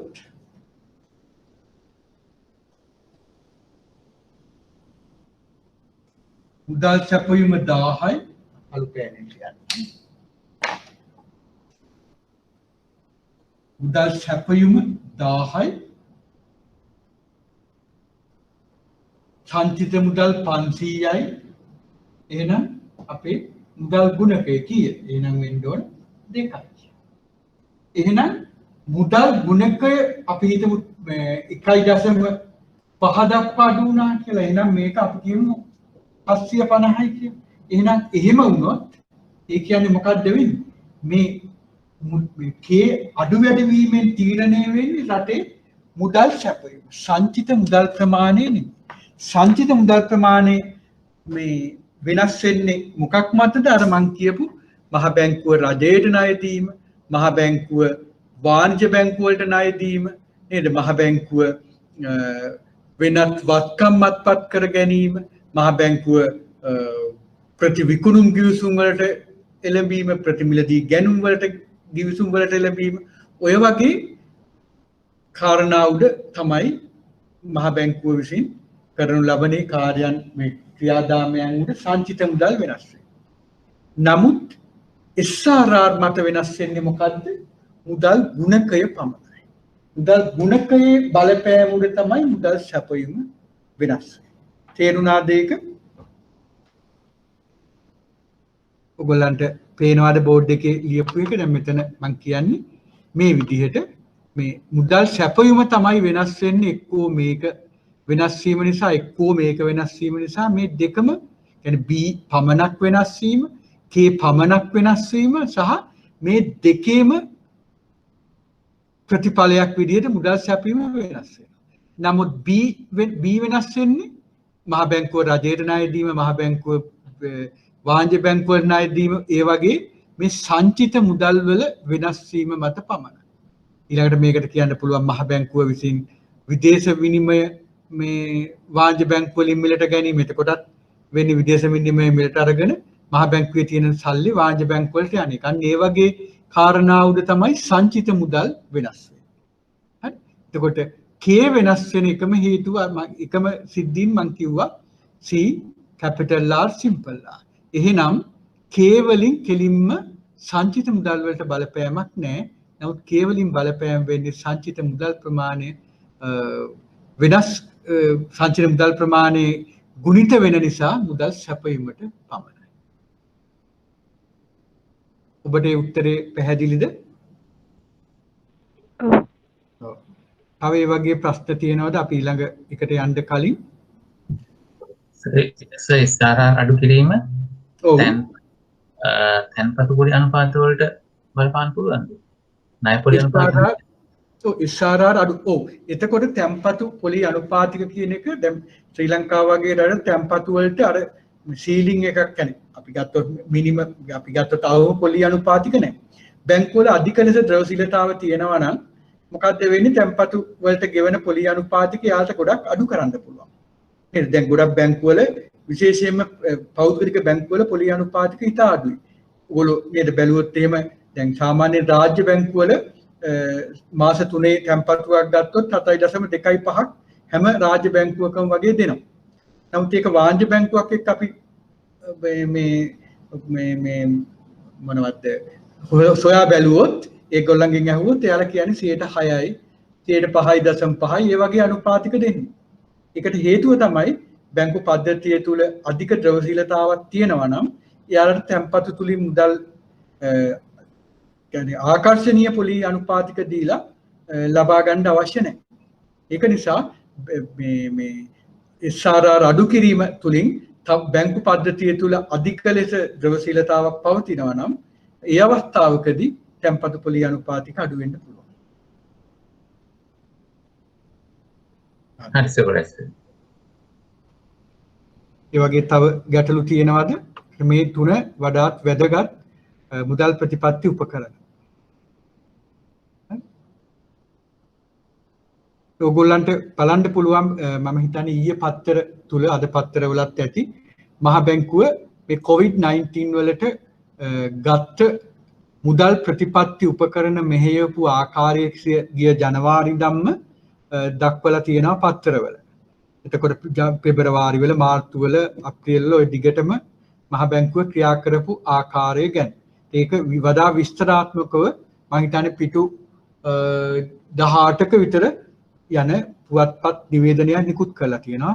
ඔයගොල්ලෝ පුළුවන් නම් ඒක අරගෙන කියවන්න. එතකොට ඒකට ඔයගොල්ලන්ට මෙච්චර කල් අපි මේ කතා කරපු පාඩම් ඔස්සේ ඔයාලට පුළුවන් යම් අවබෝධයක් ගන්න. මොකද ඒක වඩාත් විස්තරාත්මකව මහ ජනතාවට මහ බැංකුව ගත්ත ක්‍රියාමාර්ග මොනවද කියලා පැහැදිලිව දක්වලා තියෙනවා. ඒක ඔයාලා කියව ගන්න. මොකද එතකොට මේ මුදල් ප්‍රතිපත්ති උපකරණ සම්බන්ධයෙන් වඩාත් විස්තරාත්මකව දක්වලා තියෙනවා. ඒක නිසා අද පත්තරවලත් ඇති අපේ ඊමේල් වලට ඊයේ පෙරේදා වගේ වෙනකොට මහ බැංකුව තුලින් අපිට ආවා. ඒක පුවත්පත්වල තමයි නිකුත් කරලා තියෙන්නේ. ඒකම Facebook වල තියෙන මහ බැංකු ශ්‍රී ලංකා කියන්නේ Central Bank of Sri Lanka කියන page එකෙනුත් ඒක තියෙනවා. ඒ වගේම මහ බැංකුවේ වෙබ්සයිට් එකේ www.cbsl.gov.lk www.cbsl.gov.lk ඒකේ පුවත්පත් නිවේදන කියන එක යටතේ ඔයාලට පහසුවෙන් ගන්න පුළුවන්, කියව ගන්න පුළුවන්, ඒවා කියව ගන්න. ඒවයින් එන ප්‍රශ්න මොනවද කියලා තිබුණොත් ඒ විෂය කරුණු වලට ගොඩක් වැදගත් වෙනවා. ප්‍රශ්න වලට උත්තර ලියනි මං කියන්නේ ඒක නෙමෙයි, ඒක තේරුම් ගැනීම වඩා හොඳයි ඔයගොල්ලන්ට. මේක නිසා මෙහෙම. එහෙනම් ඇයි මේ වගේ අවස්ථාවක ද්‍රවශීලතාව වැඩි කරන්නේ, මේ වගේ අවස්ථාවකයි පොලි අනුපාතික අඩු කරන්නේ කියන එකට කියන්න පුළුවන්. මොකද රටේ පුළුවන් තරම් ඒ පුරෝකථන කියන්නේ ආර්ථිකය නෙවෙයි, ආර්ථිකයේ වර්ධනය අඩු වෙන. ඒකට එරෙහිව ක්‍රියා කරන්න අපේ ආර්ථිකය තුළ ආර්ථික වර්ධනයක් ඇති කරගන්න. ඒකට මේ ව්‍යාපාරික ප්‍රජාව මුහුණ දෙන ගැටලු වලට මේ උත්තරයක් විදිහට ඒ කියන්නේ පිරිවැය අඩු කරන්න ඒ වගේ ක්‍රියාමාර්ග දිගින් දිගටම මහ බැංකුව අරගෙන තියෙනවා. දැන් ඒ වගේම SRR අඩු කරපුවට මේ ඇතකදී පදනම් අංක 200ක ඒ කියන්නේ 2කින් අඩු කිරීම තුලින් රුපියල් බිලියන 112ක් රුපියල් බිලියන 112ක් බැංකු පද්ධතියට එකතු කරා. ඊට ඉස්සෙල්ලා 7.5 සිට 5% දක්වා 2.5කින් අවස්ථා දෙකකදී අඩු කරා. එතනදිත් මහ බැංකුව බලාපොරොත්තු වුණා ඒ අවස්ථාවේ නම් වෙන්දපලේ තිබුණා රුපියල් බිලියන 100ක හිඟයක් ද්‍රවශීලතා හිඟයක්. ඒතර අර 2.5කින් අඩු කිරීම තුලින් එතනදී ඒ අවස්ථාවේ තිබුණු තත්ත්වයන් මත රුපියල් බිලියන 60ක් ආර්ථිකයට එකතු කෙරුවා. ඉතිරි 40 ප්‍රතිවිකුණුම් වෙන්දේසි තුලින් ලබා දීමට මහ බැංකුව ක්‍රියා කරා. එහෙනම් මේ අවස්ථාවෙත් මේ පැවති රුපියල් බිලියන 100ක ද්‍රවශීලතා හිඟය පාලනය කරන්න මහ බැංකුව ක්‍රියා කරේ 7.5ක පැවති SRR අනුපාතිකය 5% දක්වා අඩු කිරීමත් අවස්ථා දෙකකදී ඊට අමතරව රිවර්ස් රිපෝ නැත්නම් ප්‍රතිවිකුණුම් තුලින් ඒ අවශ්‍ය ද්‍රවශීලතාව ලබා දීලා කෙටි කාලින පොලි අනුපාතිකවල අධික උච්චාවචනයන් වළක්වනවා. ඒ වගේම මේ අවස්ථාවේදී බලාපොරොත්තු වෙන්නේ බැංකුවල අධික ද්‍රවශීලතාවක් පැවතියත් ද්‍රවශීලතාව තවදුරටත් ලබා දීලා ඒ ණය දීම් වර්ධනය කරන්න ණය දීමේදී බලාපොරොත්තු වෙන්නේ විශේෂයෙන්ම ව්‍යාපාරික අංශවල පුනර්ජීවනයක් එහෙම නැත්නම් ඒ ව්‍යාපාරික කියන්නේ ප්‍රයිවට් අංශවල කියන්නේ පුද්ගලික අංශයේ growth rate එක වැඩි කරන්නේ ඒකෙන් මොනවද අපේ ආර්ථික වර්ධනයට වෙන දායකත්වය වැඩි කරන්න. අපි ආර්ථික වර්ධන වේගය වැඩි කරගන්න. නිමවුම් මට්ටම සේවා නියුක්තිය වැඩි කිරීම තුළින් ආර්ථික වර්ධන වේගය වැඩි කරගන්න. දැන් ඒක තමයි මේ තියෙන්නේ. මොකද ඒකට සුදුසු වාතාවරණයක් තියෙනවා. මොකද අර ප්‍රතිපත්ති පොඩි අනුපාතිකයම අඩු කරනකොට අපේ උද්දමනය මහ බැංකුවේ ඉලක්කගත මට්ටම් වලට පාලනය වෙලා තිබුණා. නමුත් අපේ ආර්ථික වර්ධන වේගය ගත්තාම අපේ තිබුණේ කියන්නේ අපිට සාක්ෂාත් කරගන්න පුළුවන් පොටෙන්ෂල් ලෙවල් එකට වඩා අඩු මට්ටමක තිබුණේ. එතකොට අර ආර්ථිකයට භාවිතයට නොගත් සම්පත් භාවිතා කිරීම තුළින් ඒ සම්පත් උපරිම ලෙස ප්‍රයෝජනයට ගැනීම තුළින් ආර්ථික වර්ධන වේගය වැඩි කරගන්න තමයි ලිහිල් මුදල් ප්‍රතිපත්තියක් අනුගමනය කරන්නේ.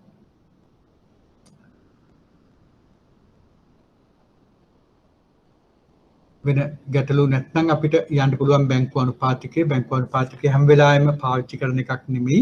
නමුත් බැංකු අනුපාතිකය කියන්නේ මේ ප්‍රතිමිලදී ගැනුම් ප්‍රතිවිකුණුම් නිත්‍ය තැන්පතු පහසුකම් නිත්‍ය ණය පහසුකම් වගේ වෙළඳපළ හිතකර ඵලදායි මුදල් ප්‍රතිපත්ති උපකරණයක් නෙමෙයි. සාපේක්ෂව ඉහළ පොලි අනුපාතිකයක් යටතේ බැංකුවල ද්‍රවශීලතා ගැටලුවක් තියෙනවා නම් හදිසි මුදල් තියෙනවා නම් ප්‍රතිවිකුණුම් වෙන්දේසි වලිනුත් ලබා ගන්න බැරි නම් අපි හිතමු යම්කිසි අවස්ථාවක නිත්‍ය ණය පහසුකම් ලබා ගන්න පුළුවන් අවස්ථා අපි හිතමු පාලනය කරලා තියෙනවා. අපි හිතමු මාසයකට 4 ගමනයි ගන්න පුළුවන්. එහෙනම් පස්වෙනි අවස්ථාවෙත් ඕන වෙනකොට මේ සාපේක්ෂව ඉහළ පොලි අනුපාතිකයක් යටතේ ඒ ණය ලබා ගන්න පුළුවන් බැංකු අනුපාතිකයේ යටතේ. හරි? නැත්නම් ප්‍රතිවිකුණුම් වෙන්දේසි තුලින් තම ද්‍රවශීල අවශ්‍යතා සපුර ගන්න බැරි නම් ඒ අවස්ථාවේදී මොකද කරන්නේ? නිත්‍ය ණය පහසුකම් අනුපාතිකයේ යටතේ මහ බැංකුවෙන් ණය ගන්නවා. අපි හිතමු ඒකට සීමා දාලා තියෙනවා. එක්ක නිත්‍ය ණය පහසුකම් යටතේ ගන්න සුරැකුම් නැහැ. එහෙමත් නැත්නම් සීමා කරලා තියෙනවා. එහෙනම් මහ බැංකුවේ බැංකු අනුපාතික සාපේක්ෂව ඉහළ පොලි අනුපාතිකයක් යටතේ 15ක් වගේ.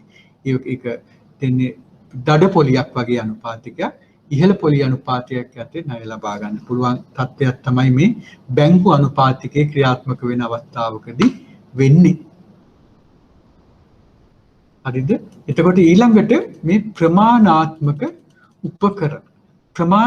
උපකරණ කියන එක ගත්තොත් අපි මේකෙදි දැන් අපි ඉස්සෙල්ලා කතා කරපු අපි මුදල් ප්‍රතිපත්ති උපකරණ ගත්තොත් වෙළඳපළට හිතකර වඩාත් ඵලදායි වඩාත් කාර්යක්ෂම මේ වගේ මෙස්සාරා ඕවා ගැන කතා කරුවොත් සමස්ත ආර්ථිකයම ඉලක්ක කරගෙන තමයි මේ මුදල් ප්‍රතිපත්ති ක්‍රියාත්මක වෙන්නේ. පොලි අනුපාතික ව්‍යුහය වෙනස් වෙනවා නම් සමස්ත ආර්ථිකයම පොලි අනුපාතික ව්‍යුහය වෙනස් වෙනවා. ඒකට එහෙනම් මුළු ආර්ථිකයටම මේක බලපානවා. නමුත් මේ ප්‍රමාණාත්මක උපකරණ කියන එක ඒක යොදාගන්නේ අපි එක ආර්ථිකයේ එක කොටසක් සෙක්ටර් එකක් බලාපොරොත්තු. දැන් මේකේ මම දාලා තියෙනවා ණයවර ලිපි මත සීමා පැනවීම. ණයවර ලිපි මත සීමා පැනවීම කියලා ගත්තොත් අපි එතනදී අදහස් කරන්නේ අපි හිතමු අපිට රටේ විනිමය අනුපාතිකය අධික ලෙස උච්චාවචන වෙනවා නැත්නම් අපේ විනිමය අනුපාතිකය ශීඝ්‍ර ලෙස ඉහළ යනවා. එහෙනම් අපිට අපේ ගෙවුම් ශේෂ ගැටලුකාරී තත්ත්වයකට ඇවිල්ලා තියෙනවා. රටේ විදේශ විනිමය සංචිත නැහැ අපේ විදේශ ණය ගෙවන්න ඒ හදිසි ආනයන මූල්‍යණය කරන්න වගේ අවස්ථාවක්. එහෙනම් එහෙම අවස්ථාවකදී පුළුවන් මහ බැංකුවට මොකද්ද විදේශ විනිමය අනුපාත ප්‍රතිපත්තිය යටතේ ණයවල ලිපි මත සීමා පනවන. ඒ කියන්නේ වාණිජ බැංකු වල ණයවල ලිපි විවෘත කළා තමයි ආනයනකරුවෝ විදේශ භාණ්ඩ බොහොමයක් ආනයනය කරන්නේ. ඒක ඒ විදිහට ණයවල ලිපියක් විවෘත කරනකොට අදාළ ගනුදෙනුකරුට කියනවා කස්ටමර්ට කියනවා ඔයා මේකට මෙච්චර මුදල් ප්‍රමාණයක් ආන්තික ගිණුමේ තැන්පත් කරන්න ඕන මාජින් account එකේ දාන්න. අපි හිතමු වාහනයක් ගෙන්නනවා කියලා වාහනයෙන් තව මාස 3ක් යනවා.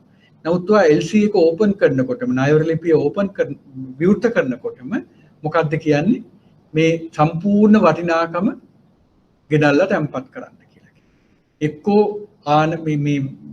මේවා අධර්මත්ම කරන්න අවශ්‍ය නම් 200ක් තැන්පත් කරන්න කියලා.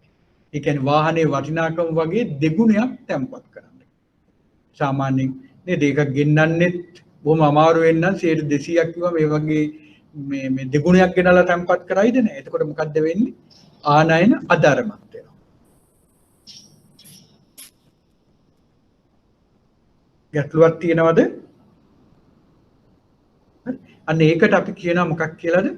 ණයවර ලිපි මත සීමා පනවන. ඇත්තටම බැංකුවක් තමයි තමන්ගේ ගනුදෙනුකරු පිළිබඳව හොඳට දන්නේ. එහෙනම් ගනුදෙනුකරුගේ අවදානම සලකලා ඒ තැන්පත් කළ යුතු ආන්තික තැන්පතුව තැන්පත් කරන්න ඕනේ නැද්ද? නැත්නම් 50ක් තැන්පත් කරන්න ඕනද කියලා තීරණය කරන්නේ කවුද? මේ අදාළ වාණිජ බැංකුව මේ ගනුදෙනුකරු තමග තියෙන සම්බන්ධතාවුද. නමුත් මෙතනදී මහ බැංකුව ඒකට මැදිහත් වෙනවා ඉන්ටර්වින් වෙනවා. මොකද හේතුව එතනදී බලාපොරොත්තු වෙන්නේ මේ ආනයන කියන එක සීමා කිරීම. ඒකයි මෙතනදී බලාපොරොත්තු වෙන්නේ. එහෙනම් ඒ ආනයන සීමා කරන්න ණයවර ලිපිය විවෘත කරනකොටම ගෙනල්ලා තැන්පතුවක් දාන්න කියලා කියනවා. ඒක 100ක් වෙන්න පුළුවන්, 200ක් වෙන්න පුළුවන්, 50ක් වෙන්න. එහෙම වුණාම අර ආනයන කිරීමට ජනතාව දක්වන කැමැත්ත අඩු වෙනවා. එතකොට අපිට පුළුවන් විදේශ විනිමය අනුපාතික මත ඇති පීඩනය පාලනය කරන්න. ඒ කියන්නේ එතකොට විදේශ විනිමය සඳහා පවතින ඉල්ලුම අඩු කරන්න පුළුවන් මේ ණයවර ලිපි මත සීමා පැනවීම තුලින්. දැන් ඒ තුලින් ඒ විදේශ වලින් කරන ආනයන අඩුවීමෙන් විනිමය අනුපාතිකයේ මත ඇති කෙරෙන පීඩනය අඩු කිරීම තමයි බලාපොරොත්තු. දැන් ඔයගොල්ලන්ට දැන් දන්නවා ජූලි මාසේ 4 හරි 14 හරි වෙනකම්ම ණයවර ලිපි විවෘත කරන්නේ මේ කාලේ ආනයන ගොඩාක් සීමා කරලා තියෙනවා. භාණ්ඩ ගණනාවක් සීමා කරලා තියෙනවා. ඒකෙන් බලාපොරොත්තු වෙන්නේ මොකද්ද? රට මුහුණ දෙන ඒ විදේශ විනිමය අර්බුද ගැටලු වලට විසඳුමක් වශයෙන් ආනයන සීමා කිරීමේ ප්‍රතිපත්තියක් අනුගමනය කරන්න. ඒත් මේක සංවෘත විවෘත ආර්ථික ක්‍රම තියෙන රටකට අපේ රටේ වුණත් 1977ට පෙර පැවති ඒ සංවෘත ආර්ථික ක්‍රමය, ඒ කියන්නේ දේශීය ආර්ථික කටයුතු වලට වැඩි වැදගත්කමක් දීලා, ඒ කියන්නේ දේශීය වශයෙන් අපි නිෂ්පාදන දිරිගන්වන්න ආනයන දැඩි ලෙස සීමා කරා. ඒ තියා සාමාන්‍යයෙන් ඇඳුම් පවා ගෙන්නනකොට කියන්නේ එතකොට ඒ කාලේ ගොඩක් තේමා පාටයක් තිබුණා සිරිලකදී සිරිසැපදී කියලා. ඒකට මේ විදිහට කරලා රෙදි පවා ලංකාව තුල නිෂ්පාදනය කෙරුවා. පිටරට නිෂ්පාදනය කරන ඒවා සෞම්පකාර ඔස්සේ සලාක ක්‍රමයකට වගේ තමයි බෙදුවේ. ඊට සීනි වගේ දේවල් ඒවා සීමා කරා සලාක ක්‍රමයකට අඩු මුදලටත් මොනවද වෙළඳපොලේ ඉතා ඉහළ මිලකටත් තමයි ඒ වගේ ඒවා ක්‍රියාත්මක වුණේ. ඒ වගේම ඒ කාලේ පැවති දැඩි ආහාර හිඟ ලෝකේ ආහාර හිඟ තිබුණා. ඒකින්ට ඒවල මිල ගණන් වැඩි. ඒක නිසා රටේ ආර්ථිකය රැකගන්න හින්දා සමහර දාත අඟහරුවාදා සිකුරාදා බත් කෑම පවා තහනම් කරා. මොකද හේතුව තියෙන සහල් වලින් ප්‍රයෝජන ගන්න ඉදාට වෙන ඒ වල බතල ඒ වගේ දේවල් කෑම ගන්න කිව්වා. මොකද හේතුව අර සහල් ආනයනය යන වියදම නවත්ත ගන්න. ඒකට ඒ වගේ එක එක කාලවල වල එතනදී නම් ඒ සංයුත ආර්ථික ප්‍රතිපත්තියක් යටතේ දේශීය ආර්ථික කටයුතු වල වර්ධනයක් අපි ඉන්දියාව ගොඩාක් රටවල් ඒ වගේ අනුගමනය කරා. නමුත් දිගින් දිගටම අනුගමනය කරපු රටවල් ආර්ථික වශයෙන් උත් ඒ ක්‍රමයේ තුල ඉන්දියාවෙම අපිට වඩා බොහොම ශක්තිමත් තත්ත්වයක තියෙනවා විශේෂ තත්ත්වයන්. ඒ හේතුව ඒ කර්මාන්ත ශාලා ඒ කාලේ ලදරු අවධියක තිබුණත් අවුරුදු ගාණක් ගියාට පස්සේ ඒවා බොහොම ශක්තිමත් විදිහට කාර්මිකකරණය තුලින් එයාලා කාර්මික භාණ්ඩ නිෂ්පාදනය කරන තත්ත්වයටපත් වුණා. දේශීය වශයෙන් වගේ දේවල් වලින්. ඒ වගේ එක එකට එනවා. නමුත් මෙතනදී ණයවර ලිපි මත සීමා පැනවීම කියන එකෙන් අදහස් කරන්නේ මොකක්ද එනම් විදේශ වලින් කරන ආනයන සීමා කිරීමේ අරමුණින් වාණිජ බැංකුව විසින් ණයවර ලිපි විවෘත කිරීමේදී තැන්පත් කළ යුතු මුදල් ප්‍රමාණය තීරණය කිරීම. විනිමය අනුපාතිකය අධික ලෙස උච්චාව කියන්නේ අව ප්‍රමාණය වෙනවා නම් මේ ණයවර ලිපි මත කරන ආන්තික තැන්පතු මේ ප්‍රතිශතය වැඩි කරනවා. එහෙනම් මම කිව්වා මේ ප්‍රමාණාත්මක උපකරණ කියන්නේ එක එක සෙක්ටර්ස් එක එක කොටසකට බලපානවා. එහෙනම් මෙතනදී විදේශ විනිමය අනුපාතිකය වෙත කෙරෙන බලපෑම නවත්ත ගන්න. එතකොට ඒ වගේම සමහරවිට ණය වලට සීමා පනවන්න පුළුවන්. කියන්නේ ණය ගලා යන දිශාව වෙනස් කරන්න ණය වලට සීමා දාන්න පුළුවන්. දැන් උදාහරණයක් විදිහට කිව්වොත් එහෙම ඔයාලා පාරිභෝජන ණය රටේ උද්දමනකාරී තත්ත්වයක් තියෙනවා නම් එක කාලෙක මහ බැංකුව නියෝගයක් නිකුත් කරා මෑතකදී මොකද මෑත කියන්නේ අවුරුදු 3-4කට කලින් මොකද්ද පාරිභෝජන ණය වල වර්ධනය 18%කට සීමා කරන්න. ඒ කියන්නේ බැංකුවක් දෙනවා නම් පාරිභෝජන ණය එයාට වර්ධනය තියාගන්න පුළුවන් 18%ට. ඊළඟට අපිට කියන්න පුළුවන් කෘෂිකාර්මික ණය සඳහා අවම වශයෙන් ඔයාලගේ ඒ පෝර්ට්ෆෝලියෝ එකෙන් ඔයාලගේ කලඹෙන් ණය කලඹෙන් යම් කිසි 10% කෘෂිකාර්මික ණය සඳහා දෙන්න ඕන. එහෙනම් ඒකට බලාපොරොත්තු වෙන්නේ මොකද්ද? අර නිෂ්පාදනය කෘෂිකාර්මික නිෂ්පාදනය ඉහළ දාන්න. ඊළඟට කියන්න පුළුවන් මේ සඳහා සුරැකුම් ලබා ගන්න සුරැකුම් මොනවද කියලා කියන්නේ. මේ ණය සඳහා අය කරන පොලි අනුපාතික මොනවද කියලා කියන්නේ. ඒ තුලින් බලාපොරොත්තු වෙන්නේ මොකද්ද?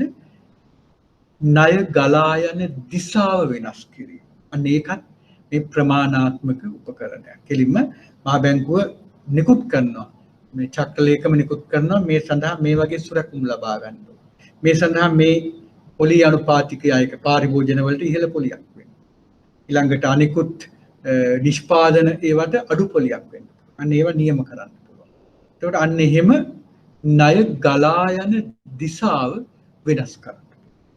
ඊළඟට ශිෂ්ට ප්‍රයෝග යත් කියන්න පුළුවන්. එතකොට විශේෂයෙන්ම ගත්තාම මහ බැංකුව නියෝග නිකුත් කිරීමකට වඩා ක්‍රමවේදයක් අනුගමනය කරන්න පුළුවන් ඉල්ලා සිටින්න. මහ බැංකුව වාණිජ බැංකුවල සාමාන්‍ය අධිකාරීලා කියන්නේ CEOs ලගේ කියලා මේ හමුවීම් තියෙනවා මීටින්ග්ස් පවත්වනවා. ඒකට ඒ හමුවීම් වලදී ඉල්ලා සිටින්න පුළුවන් කරුණාකර රටේ උද්දමන අනුපාතිකය ඉහළයි. ඒක නිසා ඔයගොල්ලෝ කරන පාරිභෝජන ණය අඩු කරන්න නියෝග දීමක් නෙමෙයි ඉල්ලා සිටිනවා. ඒ වගේ දේවල් කරන්න. ඊළඟට දැන් මේ වගේ අවස්ථාවක ඒ වගේ සාමාන්‍ය අධිකාරී ඇතුළු ඒ විධායක නිලධාරීන් කැඳවලා මහ බැංකුව කියන්න පුළුවන් කරුණාකරලා ඔයගොල්ලෝ මෙහෙම මහ බැංකුවේම තමන්ගේ තියෙන අතිරික්ත දවසීලතාව තැන්පත් කරන්න එපා. ඒ වෙනුවට ආර්ථිකය තුළ ඒ ආර්ථික කටයුතු වර්ධනය වෙන්න ණය ලබා දෙන්න. අන්න ඒ වගේ දේවල් කියන්න. අන්න ඒකට අපි ගන්නවා ඒකත් ප්‍රමාණාත්මක උපකරණ. එහෙනම් දැන් අපි මුදල් ප්‍රතිපත්ති උපකරණ මොනවද කියන එක අපි දන්නවා. ඊළඟට මම දීලා තියෙනවා මුදල් ප්‍රතිපත්ති සම්ප්‍රේෂණ යාන්ත්‍රණය. මේක කතා කරන්න කලින් මේ දක්වා ඒවල තියෙන ගැටලු තියෙනවා. ඒතද අපිට විනාඩි 5ක විනාඩි 4ක කාලයක් තියෙනවා. ගැටලු මේ මෙච්චර වෙලා කතා කරපු ඒවා තුලින් ආපු ගැටලුකාරී තත්ත්වයන් මොනවද?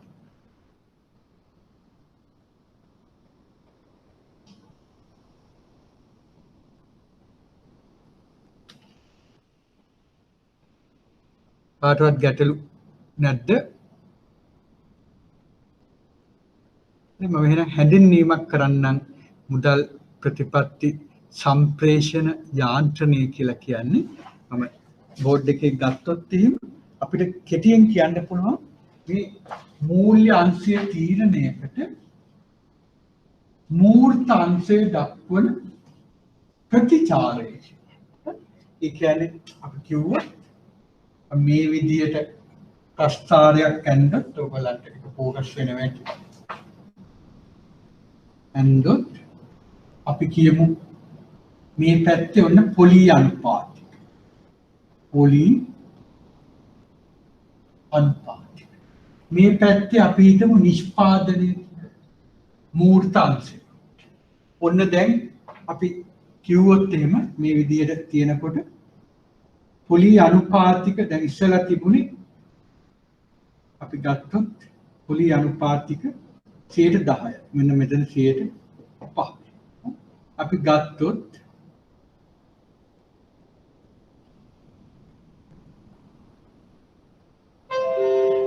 ඔන්න 10% යටදී අපිට ටොන් කොච්චරක් තිබුණාද?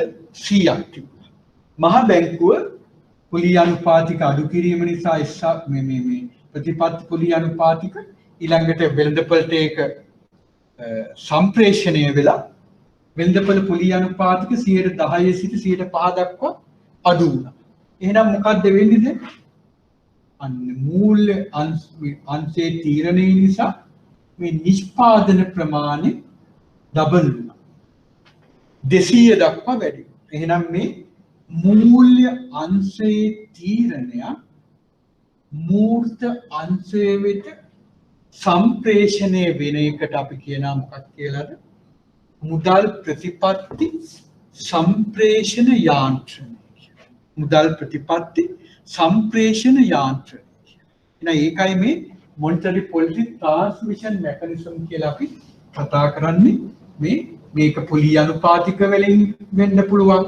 ඊළඟට ණය ගලා යෑම වැඩි කිරීම තුලින් වෙන්න පුළුවන්. වගේ විවිධාකාරයෙන් වෙන්න පුළුවන්. ඒකට අන්න ඒක තමයි අපි මේ මුදල් ප්‍රතිපත්ති සම්ප්‍රේෂණ යාන්ත්‍රණය යටතේ ඊළඟ දවසේ අපි කතා කරන්න වෙන්නේ. දැන් කාලය මදි නිසා මොකද හේතුව ඒක හොඳට පැහැදිලි කරන්න ඕන. එහෙනම් දැන් මම බලාපොරොත්තු වෙනවා ඕගොල්ලෝ මේ මුදල් ප්‍රතිපත්ති උපකරණ පිළිබඳව හොඳ අවබෝධයක් ගන්න ඇති කියලා. ඒ වගේම අර වෙබ්සයිට් එකට හරි ගිහිල්ලා අර මහ බැංකුව විසින් නිකුත් කරපු ඒ මුදල් ප්‍රතිපත්ති මෙහෙයවීම ගැන මෑතක ඒ මෙහෙයවීම ගැන කියවන්න කියලා. මොකද හේතුව ඒක කියවන අතර තමුන් හිතන්න පුළුවන් මේ මොනවද අපේ පාඩම පිළිබඳ. ඒකට ඒකෙදි අන්න මේ ප්‍රතිපත්ති පොලි අනුපාතික අඩු කරා. එහෙනම් මෙන්න මේවා බලාපොරොත්තු වෙනවා. මෙන්න යන්නේ ඒවා ටික පොඩ්ඩක් බලන්න. ඒකට ඒකෙන් ඔයාලට පුළුවන් මේක තහවුරු කරගන්න මේ පුවත්පත් නිවේදනයත් ඔස්සේ. හරි එහෙනම් බොහොම ස්තුතියි. අපි අනිත් දවසේ මුදල් ප්‍රතිපත්ති සම්ප්‍රේෂණ යාන්ත්‍රණයෙන් අපි පටන් ගමු.